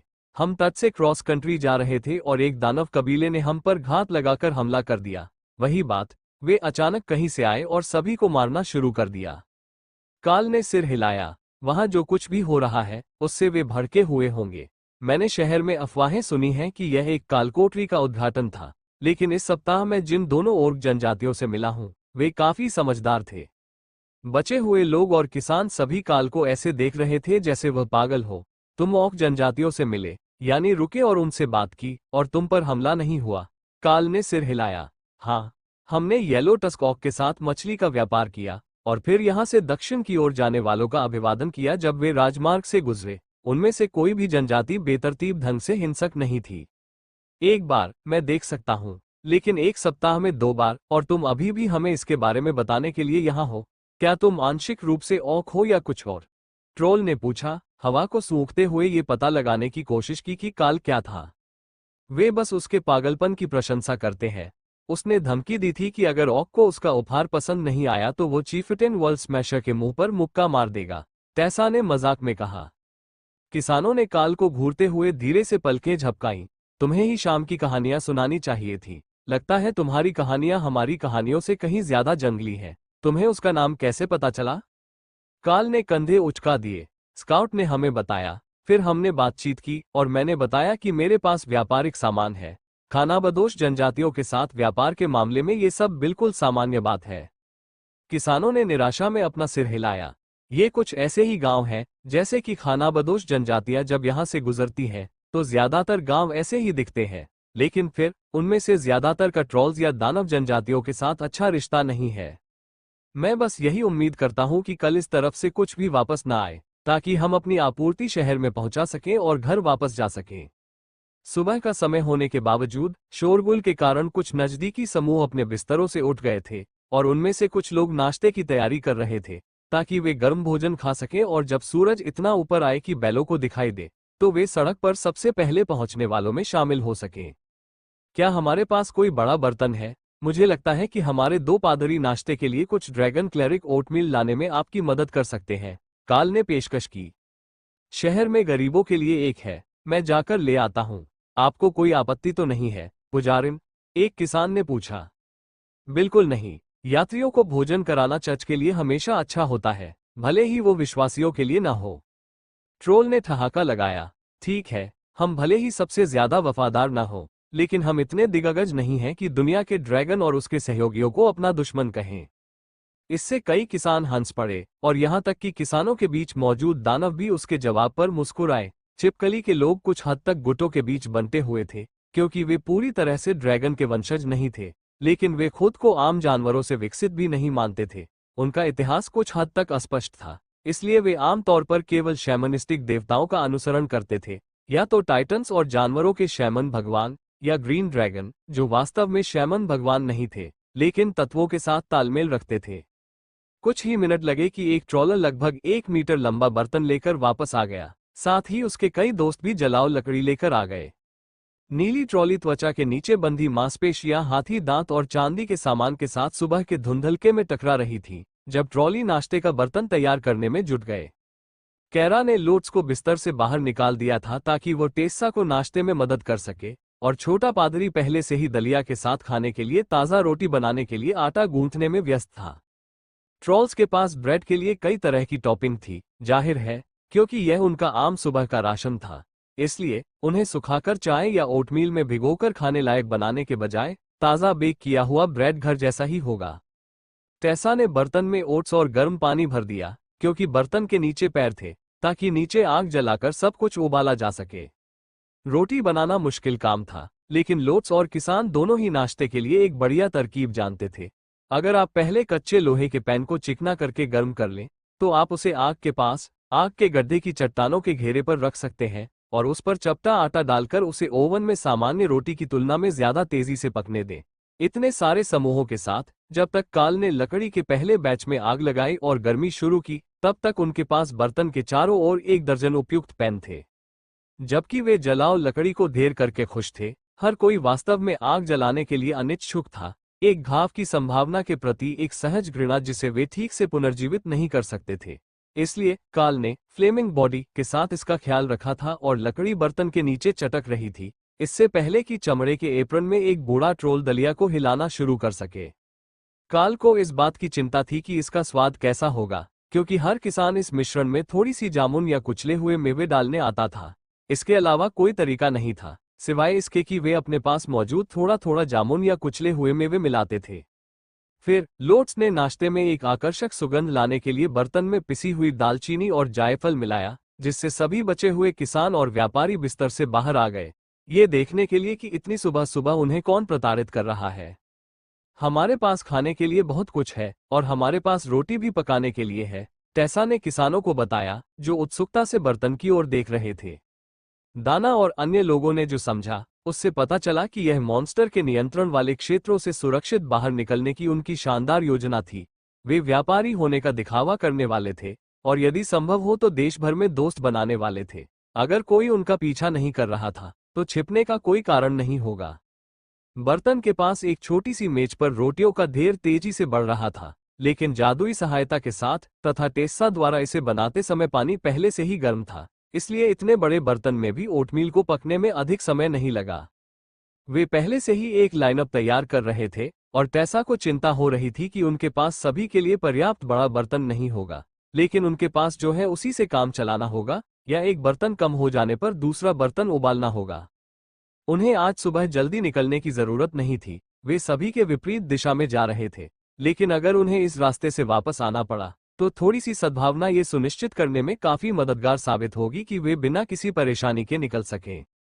यदि वे भाग्यशाली रहे तो यदि वे दोबारा यहां आए तो इससे उनकी सकारात्मक प्रतिष्ठा भी बन सकती है। वे अभी भी युवा और तेजी से बढ़ते हुए अभिजात वर्ग थे, इसलिए एक मौका था कि अधिक आधिकारिक मिशन उन्हें गोल्डन ड्रैगन राष्ट्र के बाहर भेज सकते थे, इस संभावना के साथ कि वे फिर से न्यूबॉर्न साम्राज्य में कहीं समाप्त हो सकते थे। काल सोच रहा था कि शायद यह अंततः एक आधिकारिक बात हो सकती है, क्योंकि उन्हें विदेश यात्राओं में अच्छी किस्मत मिली थी, लेकिन दूसरों की राय इस बात पर बहुत अलग थी कि उस आदमी के साथ घूमने का यह विशेष दुष्प्रभाव था जिसने देवताओं का बहुत अधिक ध्यान आकर्षित किया था। जैसा कि कुछ राक्षसों ने उल्लेख किया था, ये केवल विश्व ड्रैगन ही नहीं था जो समसामयिक घटनाओं में रुचि लेता था। बहुत सारे अजीब संयोग हुए थे और आर्कबिशप ने स्वयं कहा था कि अपनी यात्रा के आरंभ में उन्हें जो सिस्टम स्टोन मिले थे वे संभवतः लाफिंग गॉड से जुड़े थे, न कि वर्ल्ड ड्रैगन से। वो प्राचीन देवता एक अजीबोगरीब देवता था, कोई भी वास्तव में नहीं जानता था कि वह किसका देवता माना जाता था, लेकिन हर प्राचीन किंवदंती में उसे एक चालबाज के रूप में उल्लेख किया गया था, एक ऐसा देवता जो आपकी सबसे अजीब इच्छाओं को इस तरह से पूरा करता था जिसकी आप कभी कल्पना भी नहीं कर सकते थे। वो न तो अच्छा था और न ही बुरा, विश्व ड्रैगन के विपरीत जिसका अस्तित्व ही स्थिरता और जादू लेकर आया था। हंसता हुआ भगवान केवल अपने मनोरंजन के लिए अस्तित्व में था, बस यही बात उसके ध्यान को खतरनाक बनाने के लिए पर्याप्त थी। इससे भी बुरी बात यह थी कि ऐसी अफवाहें थी कि हंसने वाला भगवान ड्रैगन देवताओं में से एक नहीं था, बल्कि सृष्टि के समय से ही मौजूद एक प्राचीन देवता था, यहाँ तक कि अधिकांश अन्य आदिम देवताओं की स्मृति फीकी पड़ गई थी। जादू के देवता जैसा कुछ जिसके नाम पर काल का नाम रखा गया था। सड़क पर यातायात में वृद्धि और उसके परिणामस्वरूप उत्पन्न होने वाले खतरे के कारण उस दिन कस्बों ने अपने सुरक्षाकर्मियों को मुख्य सड़क पर गश्त करने के लिए भेजा। वे 3-3 के समूहों में गश्त कर रहे थे, सभी भारी हथियारों और बख्तरबंदों से लैस थे, लेकिन औसत व्यापारी कारवां के साथ जो सुरक्षा थी उसकी तुलना में ये बहुत अधिक सुरक्षा नहीं थी। एक तो ज्यादातर व्यापारियों के पास मजबूत कमांडर थे और दूसरा, ये देश राक्षस प्रजातियों से भरा हुआ था, यहाँ तक कि औसत किसान भी उच्च पद पर था। सड़क पर डाकुओं के समूहों का खतरा ही एकमात्र खतरा नहीं था, व्यापारी किसानों से लड़ते थे, किसान व्यापारियों से लड़ते थे, पहरेदार कमजोरों से जबरन वसूली करते थे, और हर कोई उस समय से ही चिंतित था जब थोर ने नाश्ते के बाद शहर से बाहर गाड़ी खींची थी। कल की तुलना में ये तो गड़बड़ है, ओफेलिया ने बड़बड़ाते हुए कहा, क्योंकि वे दोनों किसानों के बीच झगड़े से बचने के लिए आगे बढ़ रहे थे, जो दोनों एक ही जड़ वाली सब्जियों को ले जा रहे थे। मुझे आश्चर्य है कि क्या बदल गया। क्या उन्हें डर है कि कीमतें कम हो जाएंगी और उन्हें शहर में फसलें भारी छूट पर लाने का आदेश दिया जा रहा है? काल ने सोचा। शायद यही हो। मुझे लगता है कि कुछ लोग पुरानी शिकायतों को हवा देने और उन लोगों पर अपनी कुंठा निकालने का बहाना मात्र है जिन्हें वे शुरू से पसंद नहीं करते थे। वे सभी पर हमला नहीं कर रहे हैं, ये लक्षित है। ओफेलिया ने वैगन की अगली बेंच पर काल के बगल में बैठते हुए कहा। दाना अपने गोलेम के साथ पीछे की ओर देख रही थी, जबकि दोनों पादरी आराम कर रहे थे और ताश खेल रहे थे। जब आप पूरे दिन वैगन में रहते थे तो आपके पास करने के लिए और कुछ नहीं होता था। यातायात और उबड़ खाबड़ सड़कों के कारण वे एक दिन में 100 किलोमीटर से ज्यादा की दूरी तय नहीं कर सकते थे। ये पैदल चलने से ज्यादा तेज था, लेकिन उतना नहीं जितना उन्होंने उम्मीद की थी। हालांकि जंगल में जाने से उनका भेद खुल जाता, इसलिए उन्हें तब तक सहना पड़ा जब तक वे खुली सड़कों पर नहीं पहुंच गए। वे अगले गांव को देख ही रहे थे कि तभी स्थानीय लोगों का एक समूह, जो गार्ड की अनुपयुक्त वर्दी पहने हुए थे, उनके सामने आ गया और काल को सड़क से हटने का इशारा किया। आपको सड़क कर देना होगा। अगर आप आगे जाना चाहते हैं तो माल का 20% देना होगा, समूह के नेता ने मांग की। काल ने मुस्कुराते हुए कहा, क्या होगा अगर तुम अपनी पैसे की थैली वहीं रख दो और मैं तुम्हें जीने दूं? नकली पहरेदारों ने घबराकर अपने हथियार पकड़ लिए और काल ने लगाम हिलाए। थोर, भूकंप कृपया। जमीन हिलने लगी, जिससे उनके समूह के सबसे निकट खड़े किसान को अपनी गाड़ी रोकनी पड़ी, जबकि गार्ड अपना संतुलन खो बैठे और जमीन पर गिर पड़े। इसे आगे बढ़ाते रहो, थोर। मुझे नहीं लगता कि वे इतने मूर्ख हैं कि कुछ करने की कोशिश करें। किसान हंसा, क्योंकि थोर ने नकली पहरेदारों को रौंद दिया और चलता रहा। ठीक है, उनसे निपटने का यही एक तरीका है। तुम्हें कैसे पता चला कि वे असली शहर के पहरेदार नहीं थे?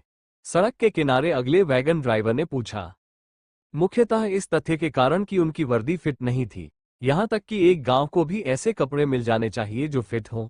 लेकिन मुख्यतः मैं उन्हें अपने माल का 20% नहीं देने वाला था। ये गांव बच्चों सहित 30 लोगों के बराबर है। मैं उन्हें छूट दे सकता हूं, लेकिन मेरा माल मांगने के लिए बहुत बड़े पीतल के साहस की आवश्यकता होगी। व्यापारी हंसा और उसकी चाबुक जैसी पूंछ ने मनोरंजन में उसके बगल की सीट पर जोरदार ठहाका लगाया। उत्तर की ओर सुरक्षित यात्रा करें। मेरे पीछे ज्यादा कुछ नहीं है, बस किसान है। शहर में जितने लोगों ने फोन किया, वो अविश्वसनीय है। अच्छा हुआ कि आप समय रहते वहां से निकल गए। अगर मेरे पास इस लोड के लिए खरीद अनुबंध नहीं होता तो मैं इस हफ्ते या शायद इस साल के बाकी दिनों में भी वहां जाने के बारे में नहीं सोचता। काल ने उसे एक लापरवाही भरी सलामी दी, माथे पर उंगलियां रखकर, न कि छाती पर मुट्ठी रखकर गोल्डन ड्रैगन राष्ट्र की सैन्य सलामी। ड्राइवर ने सिर हिलाया और हाथ से ऐसा इशारा किया जो लोमड़ी देवता के सिर जैसा प्रतीत हो रहा था, जो छल कपट और व्यापारियों के दानव देवताओं में से एक है। वे गांव से आगे बढ़ते रहे, जिसके बाद यातायात धीमा होने लगा। एक दिन की चेतावनी के साथ यात्रा करने वाले अधिकांश लोग पहले से ही सड़क पर थे, और जो लोग ओकहैम्पिन के करीब थे, वे दक्षिण की ओर बिल्कुल भी नहीं आए होंगे, क्योंकि यह एक प्रमुख शहर था और संभवतः जो कुछ भी हो रहा था उसके लिए तैयारी भी कर रहा था, जिसमें कालकोठरी का उद्घाटन भी शामिल था। यदि समस्या कालकोठरी की थी, या अधिक सही ढंग से कहें तो सभी नए आगंतुक जो इसे देखने के लिए आ रहे थे, तो वे भी खतरे में होंगे। जब दक्षिण की ओर से कोई ट्रैफिक नहीं आया तो थोर ने अपनी गति थोड़ी बढ़ा दी। वे अभी भी एक दिन में 100 किलोमीटर से ज्यादा नहीं तय कर सकते थे, लेकिन गाड़ी की सवारी इतनी ऊबड़ खाबड़ थी कि ज्यादा तेज चलना संभव नहीं था। एकमात्र वास्तविक लाभ यह था कि उन्हें बारिश शुरू होने पर कीचड़ में फंसने की चिंता नहीं करनी पड़ती थी। भले ही वे वैगन के पेट को स्लेज की तरह खींच रहे हों, थोर अभी भी उसी गति से चलने में सक्षम होगा। ज्यादातर किसान बैलगाड़ी खींचने के लिए बैलों का इस्तेमाल करते थे, और हालांकि वे शक्तिशाली जानवर थे, लेकिन वे थोर के आकार के 1/4 थे। सेरो लगभग उस गाड़ी जितना बड़ा था जिसे वह खींच रहा था, और वह भी बिना किसी लड़ाकू बफर के। लेकिन सड़कें सूखी थीं, भले ही पिछली बार बारिश के दौरान यातायात के कारण उन पर काफी गड्ढे हो गए थे। जैसे जैसे वे उत्तर की ओर बढ़ रहे थे, सड़क के आसपास का इलाका धीरे धीरे बदल रहा था। काल इसे महसूस कर सकता था, भले ही यह कुछ अलग न दिख रहा हो। हवा में एक सुगंध थी, एक ऐसा एहसास जो दक्षिण की ओर जाने पर अलग था। यह ऐसी बात नहीं थी जिसे आसानी से समझा जा सके, लेकिन जैसे जैसे वे यात्रा करते रहे, काल को समझ में आने लगा कि क्या हो रहा है। राक्षसों ने अपने क्षेत्र पर एक गंध छोड़ दी, एक ऐसी गंध जो उस भूमि को उनका बताती थी। जानवर दूसरे जानवर के गश्ती मार्ग की गंध से उसके क्षेत्र का पता लगा सकते थे, लेकिन यह अलग था। इसमें जादू की एक स्थायी अनुभूति थी जो मंदिर या गिरजाघर के समान थी, लेकिन आदिम और कुछ हद तक भयावह थी। जैसे जैसे दिन चढ़ता गया, छिपकली मानव कम होते गए तथा उनकी जगह ट्रॉल्स की संख्या में वृद्धि हुई तथा मिनोटॉर्स की उपस्थिति बढ़ गई, जो दक्षिण में लगभग नगण्य हो गए थे। उस बदलाव ने काल को बदलाव को समझने में मदद की।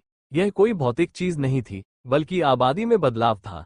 जानवरों के इलाकों से भी ज्यादा राक्षसों के इलाकों में एक एहसास था, और काल बता सकता था कि अब तक सिर्फ वही नहीं था जिसने इसे नोटिस किया था। दाना और पादरी ने नहीं किया था, लेकिन थोर ने किया था, और ओफेलिया ने भी किया हो सकता है, क्योंकि वह स्थिति की अपेक्षा थोड़ी ज्यादा असहज दिख रही थी। लेकिन क्षेत्र स्वयं जितना अप्रिय था, मिनोटॉर के स्थानीय लोग जिनके पास से वे गुजरे, ट्रोल्स से अधिक शत्रुतापूर्ण नहीं थे, और ज्यादातर वे व्यापारियों के कारवां पर नजर रखते थे, ताकि यह सुनिश्चित कर सके कि काल की टीम उन पर हमला करने या उनकी गाड़ियों के सामने से हटने का इरादा न रखे। हालांकि प्रजातियों में परिवर्तन के साथ क्षेत्र का शक्ति स्तर भी बढ़ रहा था, और आम श्रमिकों के बीच कमांडरों को देखना असामान्य नहीं था। ये बाद में एक समस्या बन सकती है, क्योंकि कमांडर रैंक के किसानों का मतलब है कि अगले शहर में उनके पास संभवतः मोनाक रैंक के गार्ड कैप्टन और प्रवर्तक होंगे। मिनोटॉर जनजातियां काल को एक तरह से ऑक्स की याद दिलाती थी। वह अपने आकार को बढ़ाने के लिए क्रूरता का उपयोग कर रहा था और अपने चेहरे को एक बंदना से ढक रहा था, जो कि ज्यादातर धूल को नीचे रखने के लिए था। उस और रे ने जो कोट बनाया था, उसके हुड के बीच, यह इतना अच्छा था कि उसे यात्रा करते समय मास्क पहनने की जरूरत नहीं थी और उसे पहचाने जाने का जोखिम नहीं था। वह इंसान कहलाने के बारे में इतना चिंतित नहीं था। उसने महसूस किया था कि उनके समूह में ये कोई मुद्दा नहीं था, लेकिन व्यक्तिगत रूप से पहचाने जाने की समस्या अभी भी थी। अगर कोई व्यक्ति कालकोठरी के द्वार से झांक रहा था, ऐसा लग रहा था कि उसके बढ़े हुए आकार ने राक्षसों को उसके सामान्य मानवीय आकार की तुलना में ज्यादा सहज महसूस कराया। ऐसा लग रहा था कि किसी तरह से दिखने में अमानवीय होने के कारण वो उनके जैसा ही लग रहा था। अब अगर उसने मुखौटा उतार दिया और उन्होंने उसे एक विशालकाय या राक्षस समझ लिया, तो समस्याएं हो सकती हैं, क्योंकि विशालकाय कबीले बाकी राक्षसों के साथ अच्छी तरह से नहीं मिलते थे। दुर्भाग्य से उनके पास ऐसा कोई भेष मंत्र नहीं था जो उसकी मदद कर सके। अगर मेरे पास ज्यादा सामग्री होती तो हम तुम्हें एक नया रंग भी दे सकते थे। मुझे नहीं लगता कि थोर जैसा राख जैसा काला रंग काम करेगा। मुझे पूरा यकीन है कि मनुष्य और दिग्गज दोनों ही उस रंग में आते हैं, लेकिन अगर हम तुम्हें नीला या हरा बना सकें तो ये काम करेगा। ट्रॉल्स और ऑक्स दोनों अच्छे लोग हैं और उनके जैसा दिखना बुरा नहीं होगा, रेमी ने सुझाव दिया। अच्छा, अगर आपको बाकी सामग्री मिल जाए तो मैं इस पर विचार करूंगा। अभी के लिए मैं सिर्फ बंदाना को ऊपर ही रखूंगा। रेमी ने अब तक उसके लिए आधा दर्जन मुखौटों के प्रोटोटाइप बनाए थे, लेकिन वो उनमें से किसी से भी खुश नहीं थी, इसलिए उन सभी को नष्ट कर दिया गया था, और अब वो एक और के लिए प्रेरणा प्राप्त करने की कोशिश कर रही थी, जबकि वो शैडो ब्रांच पेस्ट का एक अलग रंग का संस्करण बनाने के लिए सामग्री की तलाश कर रही थी। शाम अभी भी उन्हें ओकहैम्पिंग तक नहीं ले गई थी, लेकिन यह उन्हें ट्रॉल्स और मिनोटॉर से भरे एक अन्य छोटे कृषि गांव में ले गई। क्या आपको लगता है कि आप मिनोटॉर का दूध निकाल सकते हैं? बैल कितने नीचे होते हैं? क्या आपको लगता है कि आप उनके सींगों को ट्रोल के दांतों की तरह चमका सकते हैं और उन्हें चमकदार बना सकते हैं? मेरे पास बहुत सारे सवाल हैं। शाम को जब वे बैठे तो काल के दिमाग में कैरा के बारे में बातें चल रही थीं। मुझे इनमें से कोई भी सवाल नहीं पता, और मैं उनमें से ज्यादातर के बारे में जानना भी नहीं चाहता, लेकिन मुझे पूरा यकीन है कि आप सींगों को चमकाने के लिए पॉलिश कर सकते हैं। गेट के बाईं ओर वाला देखिए। सीन पर थोड़ा नुकसान है जहां ये किसी चीज से टकराया था, और ये थोड़ा चमकीला है, इसलिए अगर आप उन्हें पॉलिश करते हैं तो वे चमक उठेंगे। यह उसकी जिज्ञासा को शांत करने के लिए पर्याप्त था, क्योंकि पादरी शाम के जनसंपर्क कार्य के लिए तैयार हो गए थे। उन्होंने चावल और बीन्स से भरा एक पूरा बैग तैयार कर लिया था, और अब ये काल पर निर्भर था कि वह पता लगाए कि कोई उनके साथ शामिल होना चाहता है या नहीं। उसने थोर को कुछ अन्य व्यापारी गाड़ियों और गांव की छोटी पत्थर की दीवार के बीच में पार्क किया। पहरेदार उसे देख रहे थे, लेकिन वास्तव में परवाह नहीं कर रहे थे, क्योंकि उसका समूह कुछ भी खतरनाक नहीं कर रहा था। जब वह निकट आया तभी वे सतर्क हो गए।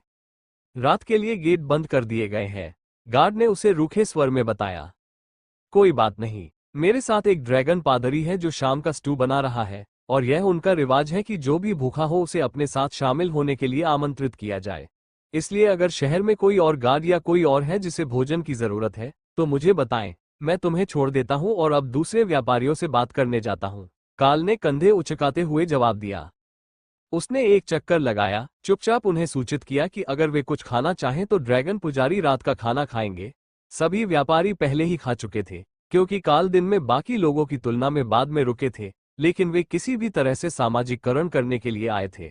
साथ ही व्यापारियों से सड़क की कहानियां सुनना अच्छा था, और ये असली व्यापारी थे, घर से दूर, शहर की आपूर्ति के लिए बुलाए गए किसान नहीं। पिछले कुछ दिनों से सड़क बहुत कठिन रही है। सभी बड़े बॉस कुछ महत्वपूर्ण काम करने के लिए चले गए हैं, और बेवकूफ लोग अपनी किस्मत आजमाने की कोशिश कर रहे हैं, जबकि ओवरलॉर्ड दूर है। मिनोटॉर व्यापारियों में से एक ने तब शुरू किया जब उसके सहायक ने एक मग में एक शक्तिशाली सुगंधित क्रीम शराब डाली। कुछ अन्य लोगों ने सिर हिलाया। ओकहैम्पिंग में पूरा नगर परिषद चला गया है। उन्होंने शहर में पोर्टल सरणी का उपयोग कहीं जाने के लिए किया, लेकिन उन्होंने किसी को नहीं बताया कि वे कहां जा रहे हैं। उन्होंने बस शहर के कुछ गार्डों को पकड़ा और बाजार के बीच में ही चले गए। क्या आप सभी दक्षिण की ओर जा रहे हैं? काल ने पूछा। हाँ, आप उसी रास्ते से आए हैं। क्या हेल्सियरिंग में भी यही स्थिति है? काल ने अपना सिर हिलाया। ये बहुत अजीब है। उन्होंने हर उस किसान को बुलाया है जिससे वे संपर्क कर सकते हैं कि शहर में खाद्यान्न का भंडारण करें, लेकिन राजमार्ग के पश्चिम में एक बहुत बड़ी लड़ाई भी हुई थी, और संभावित कालकोठरी की बात भी हुई थी। मुझे नहीं पता कि अफवाहों में कितनी सच्चाई है, लेकिन निश्चित रूप से एक बड़ी लड़ाई चल रही है। हमने खुद भी बहुत कुछ देखा है, और कम से कम 2 ऑक जनजातियां हैं। साथ ही हेल्सियरिंग से हर लड़ाई में सक्षम ट्रोल भी है। ये बिल्कुल भी अच्छा नहीं लगता। हो सकता है कि हमारे वहां पहुंचने से पहले ही सब कुछ खत्म हो जाए, लेकिन अगर उन्होंने इतने सारे लोगों को शहर में बुलाया है, तो हम मुनाफा कैसे कमाएंगे? हमारे पास इनमें से कुछ सामान पहले से ही बहुत समय से है। हो सकता है कि यह खाद्य पदार्थ ना हो, लेकिन हम इसे पूरे वसंत में बिना किसी योजना के पूरे देश में इधर उधर नहीं ले जा सकते। अजीब शराब के साथ मिनोटॉर ने आह भरी। टेसा मुस्कुराई जब उसने शहर की दीवारों को देखा और पत्थरों के पीछे छिपे कई छोटे चेहरे देखे। उसने अपने सबसे बड़े बर्तन में और मिश्रण डाला और मेहमानों के लिए तैयार करते हुए उसमें गर्म पानी डाला। व्यापारी हंसे। हर गांव में ऐसे बच्चे भरे पड़े हैं जो अपने परिवार को युद्ध में या जंगल में खो चुके हैं। मुझे लगता है कि ड्रैगन पादरी के आसपास होने से चीजें वास्तव में सुरक्षित हो सकती हैं। काल मुस्कुराया क्योंकि उसे एहसास हुआ कि उनका क्या मतलब था। अगर आप सावधान न रहें तो गली के बच्चे खाना या सिक्के चुरा लेंगे, लेकिन टेसा आज रात उन्हें खाना खिलाने जा रही थी, ताकि वे थोड़े कम हताश और भूखे हों। वे अब भी प्रयास कर सकते हैं, लेकिन जब उनका पेट भर जाएगा तो वे जीवन या मृत्यु की वृत्ति से प्रेरित नहीं होंगे। उन्हें बस गार्डों को चकमा देकर निकलना था, जिनका काम उन्हें बाहर घूमने और परेशानी पैदा करने से रोकना था। ये काफी आसान था। गेट पर सिर्फ 2 पहरेदार थे, और वे दिखावा कर रहे थे कि उन्होंने कुछ नहीं देखा। इसलिए जब आधे घंटे बाद खाना तैयार हुआ, तो लगभग 1 दर्जन बच्चे और 2 गैर ड्यूटी गार्ड कैंपफायर के चारों ओर व्यापारियों के घेरे में शामिल होने के लिए बाहर आ गए। वे सभी अपने साथ कटोरी और चम्मच लेकर आए थे, ताकि प्रक्रिया को समझ सके। ये बर्तन पिछली रात के ठहराव वाले बर्तन जितना बड़ा नहीं था, लेकिन उनके यात्रा समूह के लिए ये पहले से ही बहुत बड़ा था। जब आखिरी कटोरी भर गई तो कुछ सविंग बची थी, और टेसा ने बर्तन को आंच से उतारते हुए संतुष्टि से मुस्कुराई। क्या यहाँ से उत्तर की ओर कई हमले हुए हैं? हम यहाँ मिनोटॉर क्षेत्र के किनारे पर हैं, और मैं हाल ही में इस ओर नहीं गया हूँ, काल ने पूछा। जब काल ने ऐसा कहा तो मिनोटॉर चौंक गया, लेकिन उसने बस कंधे उचका दिए। कुछ खास नहीं, लेकिन एक बार जब आप ओकहैम्पिंग से आगे निकल जाते हैं, तो चीजें कभी भी उतनी अच्छी नहीं होती। हर साल शहर छोटे होते जा रहे हैं, और लोग खेती बाड़ी के अलावा शहर की ओर जा रहे हैं। लेकिन मैंने सुना है कि राजमार्ग से दूर कुछ अजीबोगरीब चीजें दिखाई देती हैं। राक्षस जो कहीं और के नहीं है, जो किसी को भी देखकर हमला कर देते हैं, मिनोटॉर ने कहानी सुनाने के लहजे में समझाया। उनमें से एक ने उपहास किया, ये सिर्फ एक कहानी नहीं है, हम हिल जायंट्स के एक समूह से टकरा गए। शापित हिल जायंट्स, अपने क्षेत्र से 2000 किलोमीटर दूर, यहां से सिर्फ 2 हफ्ते पहले उत्तर पश्चिम में कुछ अजीब चल रहा है।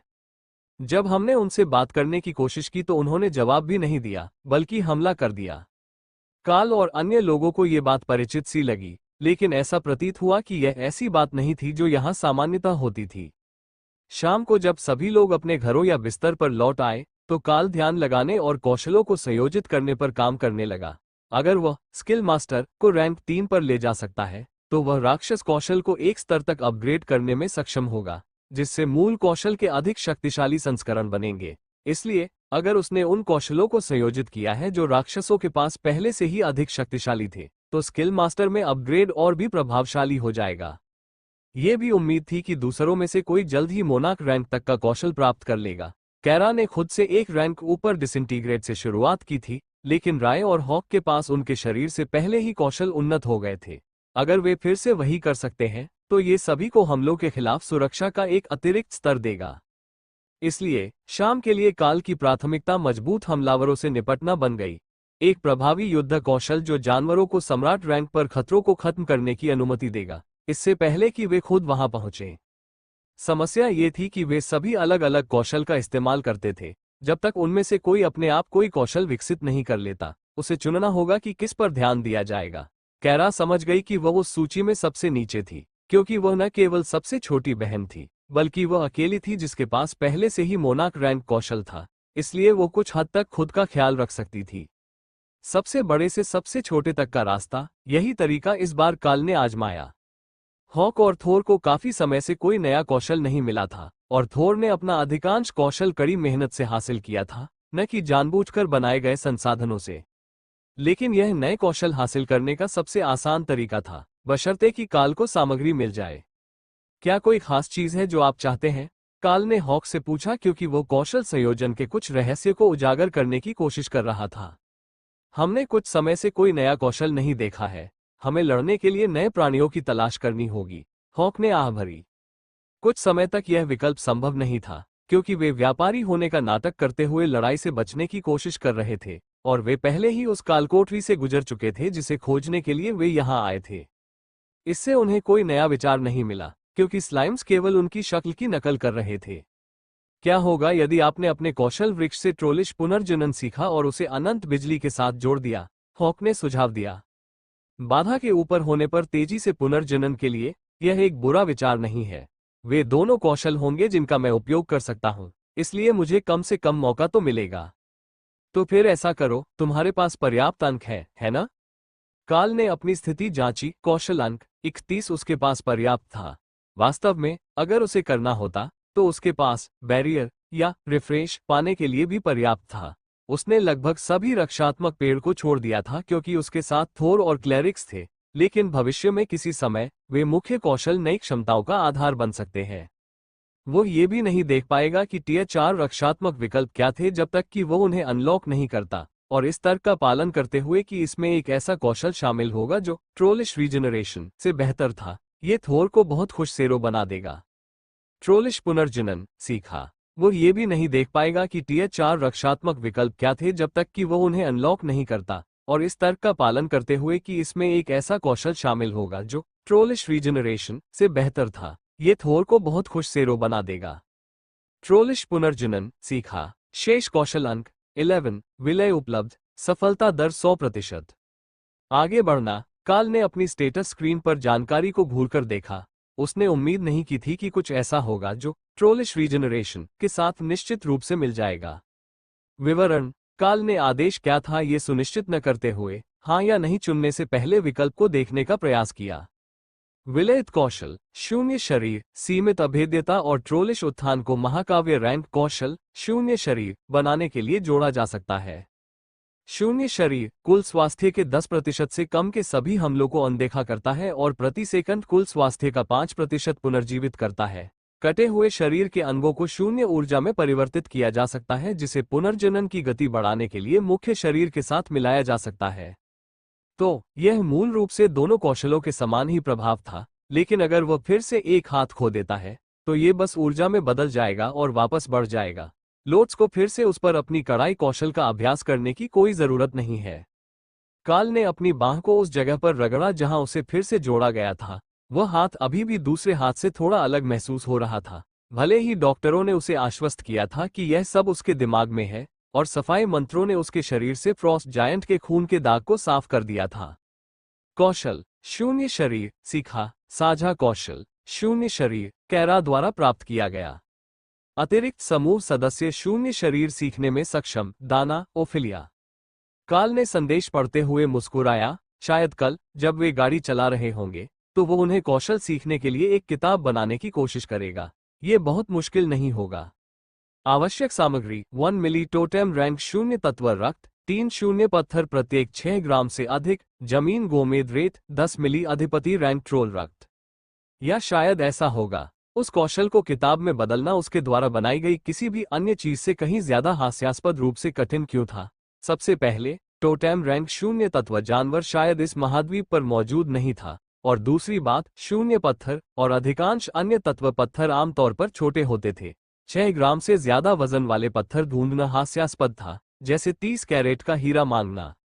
हॉक हंसा। मुझे लगता है कि आप वह किताब किसी और के लिए नहीं बनाएंगे, लेकिन क्या आप इसका इस्तेमाल हम पर कर सकते हैं? काल ने निष्क्रिय कौशल को फैलाने पर ध्यान केंद्रित किया और मन ही मन पक्षी को देखकर भौहें सिकोड़ ली। नहीं, ये सिर्फ मेरे और कैरा के लिए काम करेगा, कम से कम अभी के लिए। मैं आप सभी पर ट्रोलिश रीजनरेशन के निष्क्रिय कौशल का उपयोग कर सकता हूं, लेकिन नए कौशल का नहीं, और सीमित अभेद्यता का नहीं। हॉक ने कंधे उचकाए और अपना पंख खींच लिया जो उसे परेशान कर रहा था। वो तुरंत अपनी सही जगह पर वापस उगाया और वो खुशी से चहक उठा। ट्रोलिश का पुनर्जनन सजने संवरने के लिए एक सच्चा आनंद होगा, क्योंकि वो जिस भी पंख से असंतुष्ट होगा, उसे तोड़कर तुरंत नया पंख प्राप्त कर सकता है। क्या हमारे मौलवियों में ट्रोलिश पुनर्जनन हो सकता है? कैरा ने उत्सुकता से पूछा। काल ने जल्दी से ट्रोलिश पुनर्जनन कौशल की आवश्यकताओं की जांच की। नहीं, सिर्फ जानवर, उनमें से 2 शायद नया कौशल सीख पाएं, लेकिन ट्रोलिश रीजनरेशन अभी सिर्फ हमारे लिए है। रिफ्रेशिंग लाइटनिंग की तरह, मुझे ये सीखना होगा कि इसे पूरे समूह के साथ कैसे साझा किया जाए। जब तुम उन पर इसका इस्तेमाल करना सीख जाओगी, तो क्या इससे उनके सारे बाल वापस उगाएंगे? मुझे पता है कि उन्हें ब्लेड से बाल काटना पसंद है। कैरा खिलखिलाकर हंस पड़ी। काल के पास इसका जवाब नहीं था। अगर ट्रोल्स अपने बाल छोटे कटवा लेते तो वे सामान्य रूप से बढ़ जाते, लेकिन अगर वे उन्हें उखाड़ देते तो वे बहुत लंबे हो जाते। अब इसे लगाने से उनके बाल तेजी से नहीं बढ़ने चाहिए। जहां तक काल को पता था, इससे उनके बालों में कोई बदलाव नहीं आया है। मुझे लगता है कि वे ठीक रहेंगे। अगर हम कौशल साझा करना सीखते हैं, तो हम उन्हें दाढ़ी बनाने से पहले चेतावनी देना चाहेंगे। अगर वे सब कुछ शेव करते हैं और ये तुरंत पूरी लंबाई में बढ़ जाता है, तो वे खुश नहीं होंगे। काल ने जवाब दिया। जब सभी लोग बिस्तर पर थे, तो जोर से हंसने से बचने की कोशिश कर रहा था। दाना अभी अभी सो गया था, और यद्यपि वो सभी को अपने नए कौशल के बारे में बताने के लिए उत्सुक था, फिर भी अभी ऐसा करने की कोई आवश्यकता नहीं थी। इसलिए काल ने दोबारा जांच की कि नागा योद्धा और गोलेम ड्यूटी पर हैं या नहीं, और उसने अपना दिमाग खाली कर दिया, जिससे कारा को बहुत निराशा हुई। कुछ नई बातें सामने आ रही थी और उसे जवाब चाहिए थे, लेकिन काल उसे अनदेखा कर रहा था, इसलिए उसे इंतजार करना पड़ा। सुबह उठने के बाद सड़क उन्हें एक बड़ी नदी के किनारे उत्तर पूर्व की ओर ले जाने लगी। मार्ग पर अगला प्रमुख शहर ओकहेम्पिंग नदी के किनारे बसा था ताकि उन्हें भरपूर मात्रा में ताज़ा पानी मिल सके। लेकिन काल को आश्चर्य हुआ कि क्या उन्हें वसंत की बाढ़ से कोई समस्या होगी। सड़क खुद ही खराब हालत में थी, लेकिन इस पर साफ सफाई के निशान थे। कुछ जगहों पर घसीटने के निशान थे, जहां किसी बड़ी चीज, शायद लकड़ियों के एक समूह को कीचड़ भरी सड़क की सतह पर खींचकर समतल किया गया था। यातायात कम था और खेत अधिक व्यस्त थे, अधिक पशुधन और कम दाल की फसलें थीं।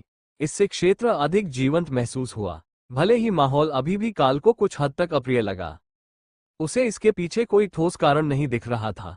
लोग उसे देखकर बहुत दयालु और खुश थे, लेकिन उसे ऐसा लग रहा था कि धरती ही उसे अस्वीकार कर रही है। ओकहेम्पिंग शहर को नजरअंदाज करना असंभव था। हेल्सियरिंग के विपरीत, यह एक पत्थर की दीवार वाला किला शहर था, जिसे नदी के किनारे एक पहाड़ी पर 8 नुकीली सितारा किले के रूप में डिजाइन किया गया था। नदी के किनारे से 20 मीटर ऊपर और 10 मीटर की दीवारें होने के कारण काल इसे 1 दर्जन किलोमीटर दूर से देख सकता था, और हॉक उसे पूरी सुबह अपडेट देता रहा, जबकि बहुत करीब जाने से बचता रहा, क्योंकि शहर की दीवारों पर जादुई बोल्ट से लैस विशाल क्रॉसबो लगे थे। जब वे कुछ किलोमीटर दूर चले गए, तो हॉक अपने स्थान पर लौट आया और काल ने थोर को गेट के अंदर जाने के लिए लाइन में ले लिया। वहां एक विशालकाय रॉक ट्रोल था जो अलंकृत गार्ड वर्दी में यात्रियों के लिए पानी भर रहा था और सवाल पूछ रहा था। आप क्या आयात कर रहे हैं? उन्होंने पूछा, अपने क्लिपबोर्ड से जुड़ी शीट पर नोट बनाने के लिए तैयार। हमें हेल्सियरिंग से विभिन्न प्रकार के उपकरण मिले हैं। ट्रोल ने सिर हिलाया। वैगन में और कुछ है, एक बैरल रम और एक खाना पकाने का तेल। अगर हमें कोई खरीदार मिल जाए तो वह भी बिक्री के लिए उपलब्ध होगा। ट्रोल ने सीटी बजाई और अपना हाथ ऊपर उठाया, जिससे एक छोटा ट्रोल सामने आया जिसकी त्वचा गहरी लाल थी और उसके दांत बहुत पॉलिश किए हुए थे तथा उन पर सुनहरी घंटियां लटक रही थीं। काल ने लगभग उसे विदूषक समझ लिया था, फिर उसे एहसास हुआ कि यह एक कुलीन व्यक्ति की पोशाक का ट्रोल संस्करण था। हाँ गार्ड कैप्टन, ट्रोल ने पूछा। इस वैगन की जांच करें, उनके पास बेचने के लिए अच्छा सामान है, बड़े ट्रोल ने समझाया।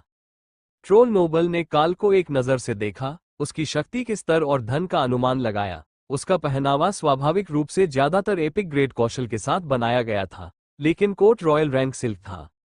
इससे नोबल का ध्यान आकर्षित हुआ, फिर उनकी नजर वैगन के कवर की अंदरूनी परत पर पड़ी, जिसे भी राय ने ही बनाया था। यह उसकी प्रशिक्षित नजर के लिए ये जानने के लिए पर्याप्त था कि काल कोई साधारण व्यापारी नहीं था, चाहे वो कितना भी सस्ता सामान क्यों न बेच रहा हो।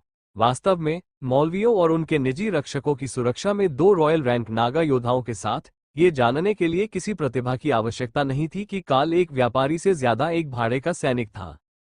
उनके लिए यह बात मायने नहीं रखती थी, बल्कि मायने ये रखती थी कि उनके पास ऐसी वस्तुएं हो सकती हैं जिनकी शहर में कमी है और जिन्हें असामान्य कीमत पर बेचा जा सकता है। टेसा ने ट्रोल की जांच के लिए औजारों के ढक्कन को हटाया और वो संतुष्टि से मुस्कुराया। सारे उपकरण अच्छी गुणवत्ता के प्रतीत होते हैं। तेल और शराब कैसी है? उसने पूछा। लोट्स ने एक जोड़ी लकड़ियां उगाई, जिनके सिरे पर एक छोटा स्कूप था, और उन्होंने कैक्स पर लगे बंगस को खोलकर उसमें एक छोटा सा नमूना डुबोया। रईस ने तेल का सावधानीपूर्वक मूल्यांकन किया, गंध, स्वाद और फिर उसमें चमकते पत्थर को चमकाकर। काल को यकीन नहीं था कि उसने क्या परखा, लेकिन वह संतुष्ट लग रहा था। रम की चुस्की ने उसे घरघराहट दी और गार्ड हंस पड़ा। यह अच्छी चीज होगी, उन्होंने मजाक में कहा। रईस ने हौंफते हुए चम्मच वापस दे दिया, जिसे लोट्स ने उसके लिए डुबोया। ट्रोल ने रम का घूंट लिया और मुस्कुराया। मुझे नहीं लगता कि यह आम रईसों के लिए बिल्कुल सही है, लेकिन मैं अभी तुमसे पूरा बैरल खरीद लूंगा। मैं इसके लिए तुम्हें 12 चांदी के सिक्के और एक भरोसेमंद व्यापारी व्यापार टोकन दे सकता हूं। काल ने अपनी दृष्टि के कोने से देखा कि उसके दोनों ओर पंक्ति में खड़े व्यापारी ईर्ष्यालु लग रहे थे, इसलिए या तो कीमत औसत से अधिक थी या व्यापार टोकन नुकसान के लायक था। ठीक है, मैं ये सौदा स्वीकार करूंगा। जब आपके पास इसे लेने के लिए कोई मिल जाए तो मुझे बताइए, काल ने सहमति जताई। ट्रोल ने बस मुस्कुराया और काल को मुट्ठी भर सिक्के और चमड़े के हार पर एक लकड़ी का टोकन थमा दिया। रईस ने भी वैसा ही टोकन पहना हुआ था, इसलिए यह कोई ऐसी चीज नहीं थी जिसका व्यापार किया जाता था, बल्कि यह एक ऐसा टोकन था जिसे आप अपने पास रखते थे ताकि यह संकेत मिल सके कि आप व्यापार करने के लिए भरोसेमंद हैं। भड़कीले कपड़े पहने नोबल को आखिरकार सांस लेने में मदद मिली जब बड़े गार्ड ने रम का बैरल पकड़ा और उसे उसके कंधे पर लटका दिया। गार्ड कैप्टन ने किसी को आने का इशारा किया ताकि वह पानी बांटने और पूछताछ का काम संभाल ले। फिर उसने बंगला खोला और बैरल से सीधे अपने लिए एक घूंट रम भर ली। वो एक बड़ा ट्रोल था, लेकिन फिर भी उसे सीधे बैरल से शराब पीते देखना हास्यास्पद था। जब गार्ड चला गया तो प्रतिस्थापनकर्ता ने केवल अपना सिर हिलाया तथा पीछे छोड़े गए नोटों की जांच की। आपके पास बेचने के लिए उपकरण है और मिस्टर जेम्स उन्हें खरीदने के लिए यहाँ है। ठीक है, अगर आप बिक्री पूरी कर लेते हैं तो मुझे बताएं। अगर आपको बाजार में बिक्री के लिए जगह की जरूरत नहीं है तो आप लाइन में नहीं लग सकते, उन्होंने समझाया।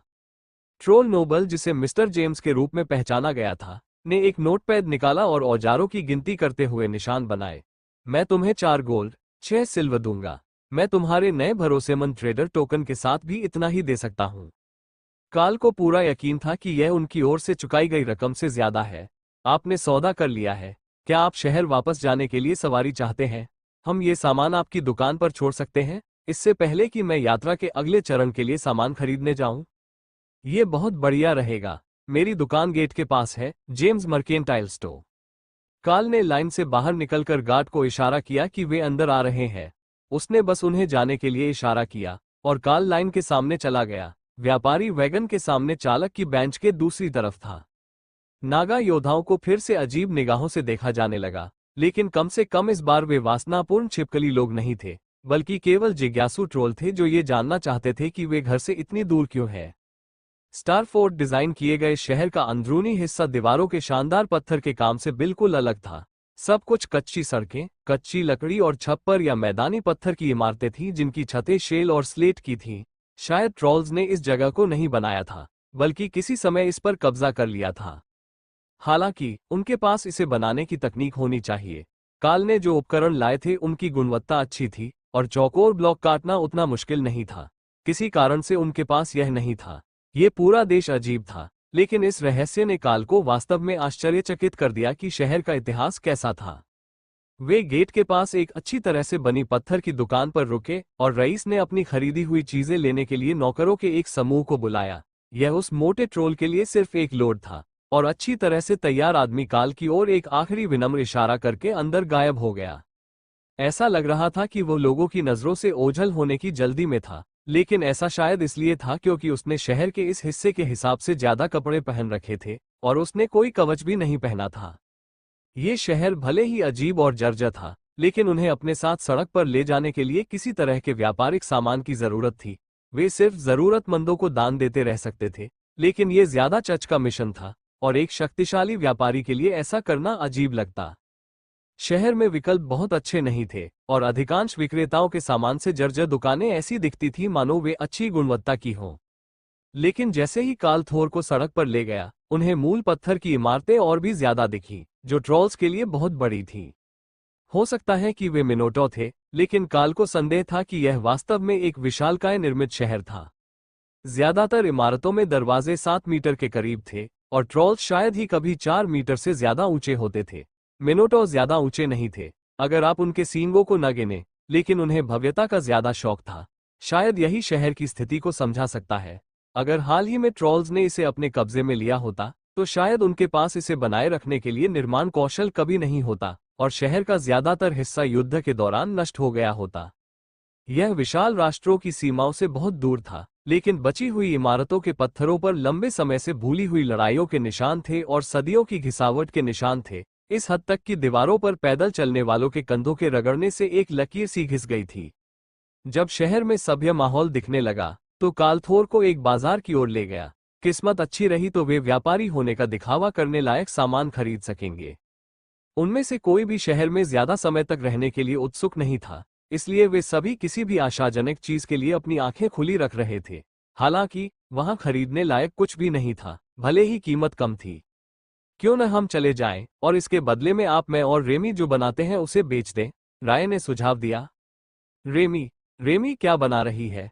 काल ने पूछा, उसकी जगह की जांच करते हुए, जहां नागा रानी विभिन्न मिट्टी के कंटेनरों में पौधों के उत्पादों को मिला रही थी, जिन्हें हॉक उसके लिए अपनी आग से सुखा रहा था। वह आपके लिए नए फेस पेस्ट बनाने की कोशिश कर रही थी, लेकिन वे ठीक से काम नहीं कर रहे हैं।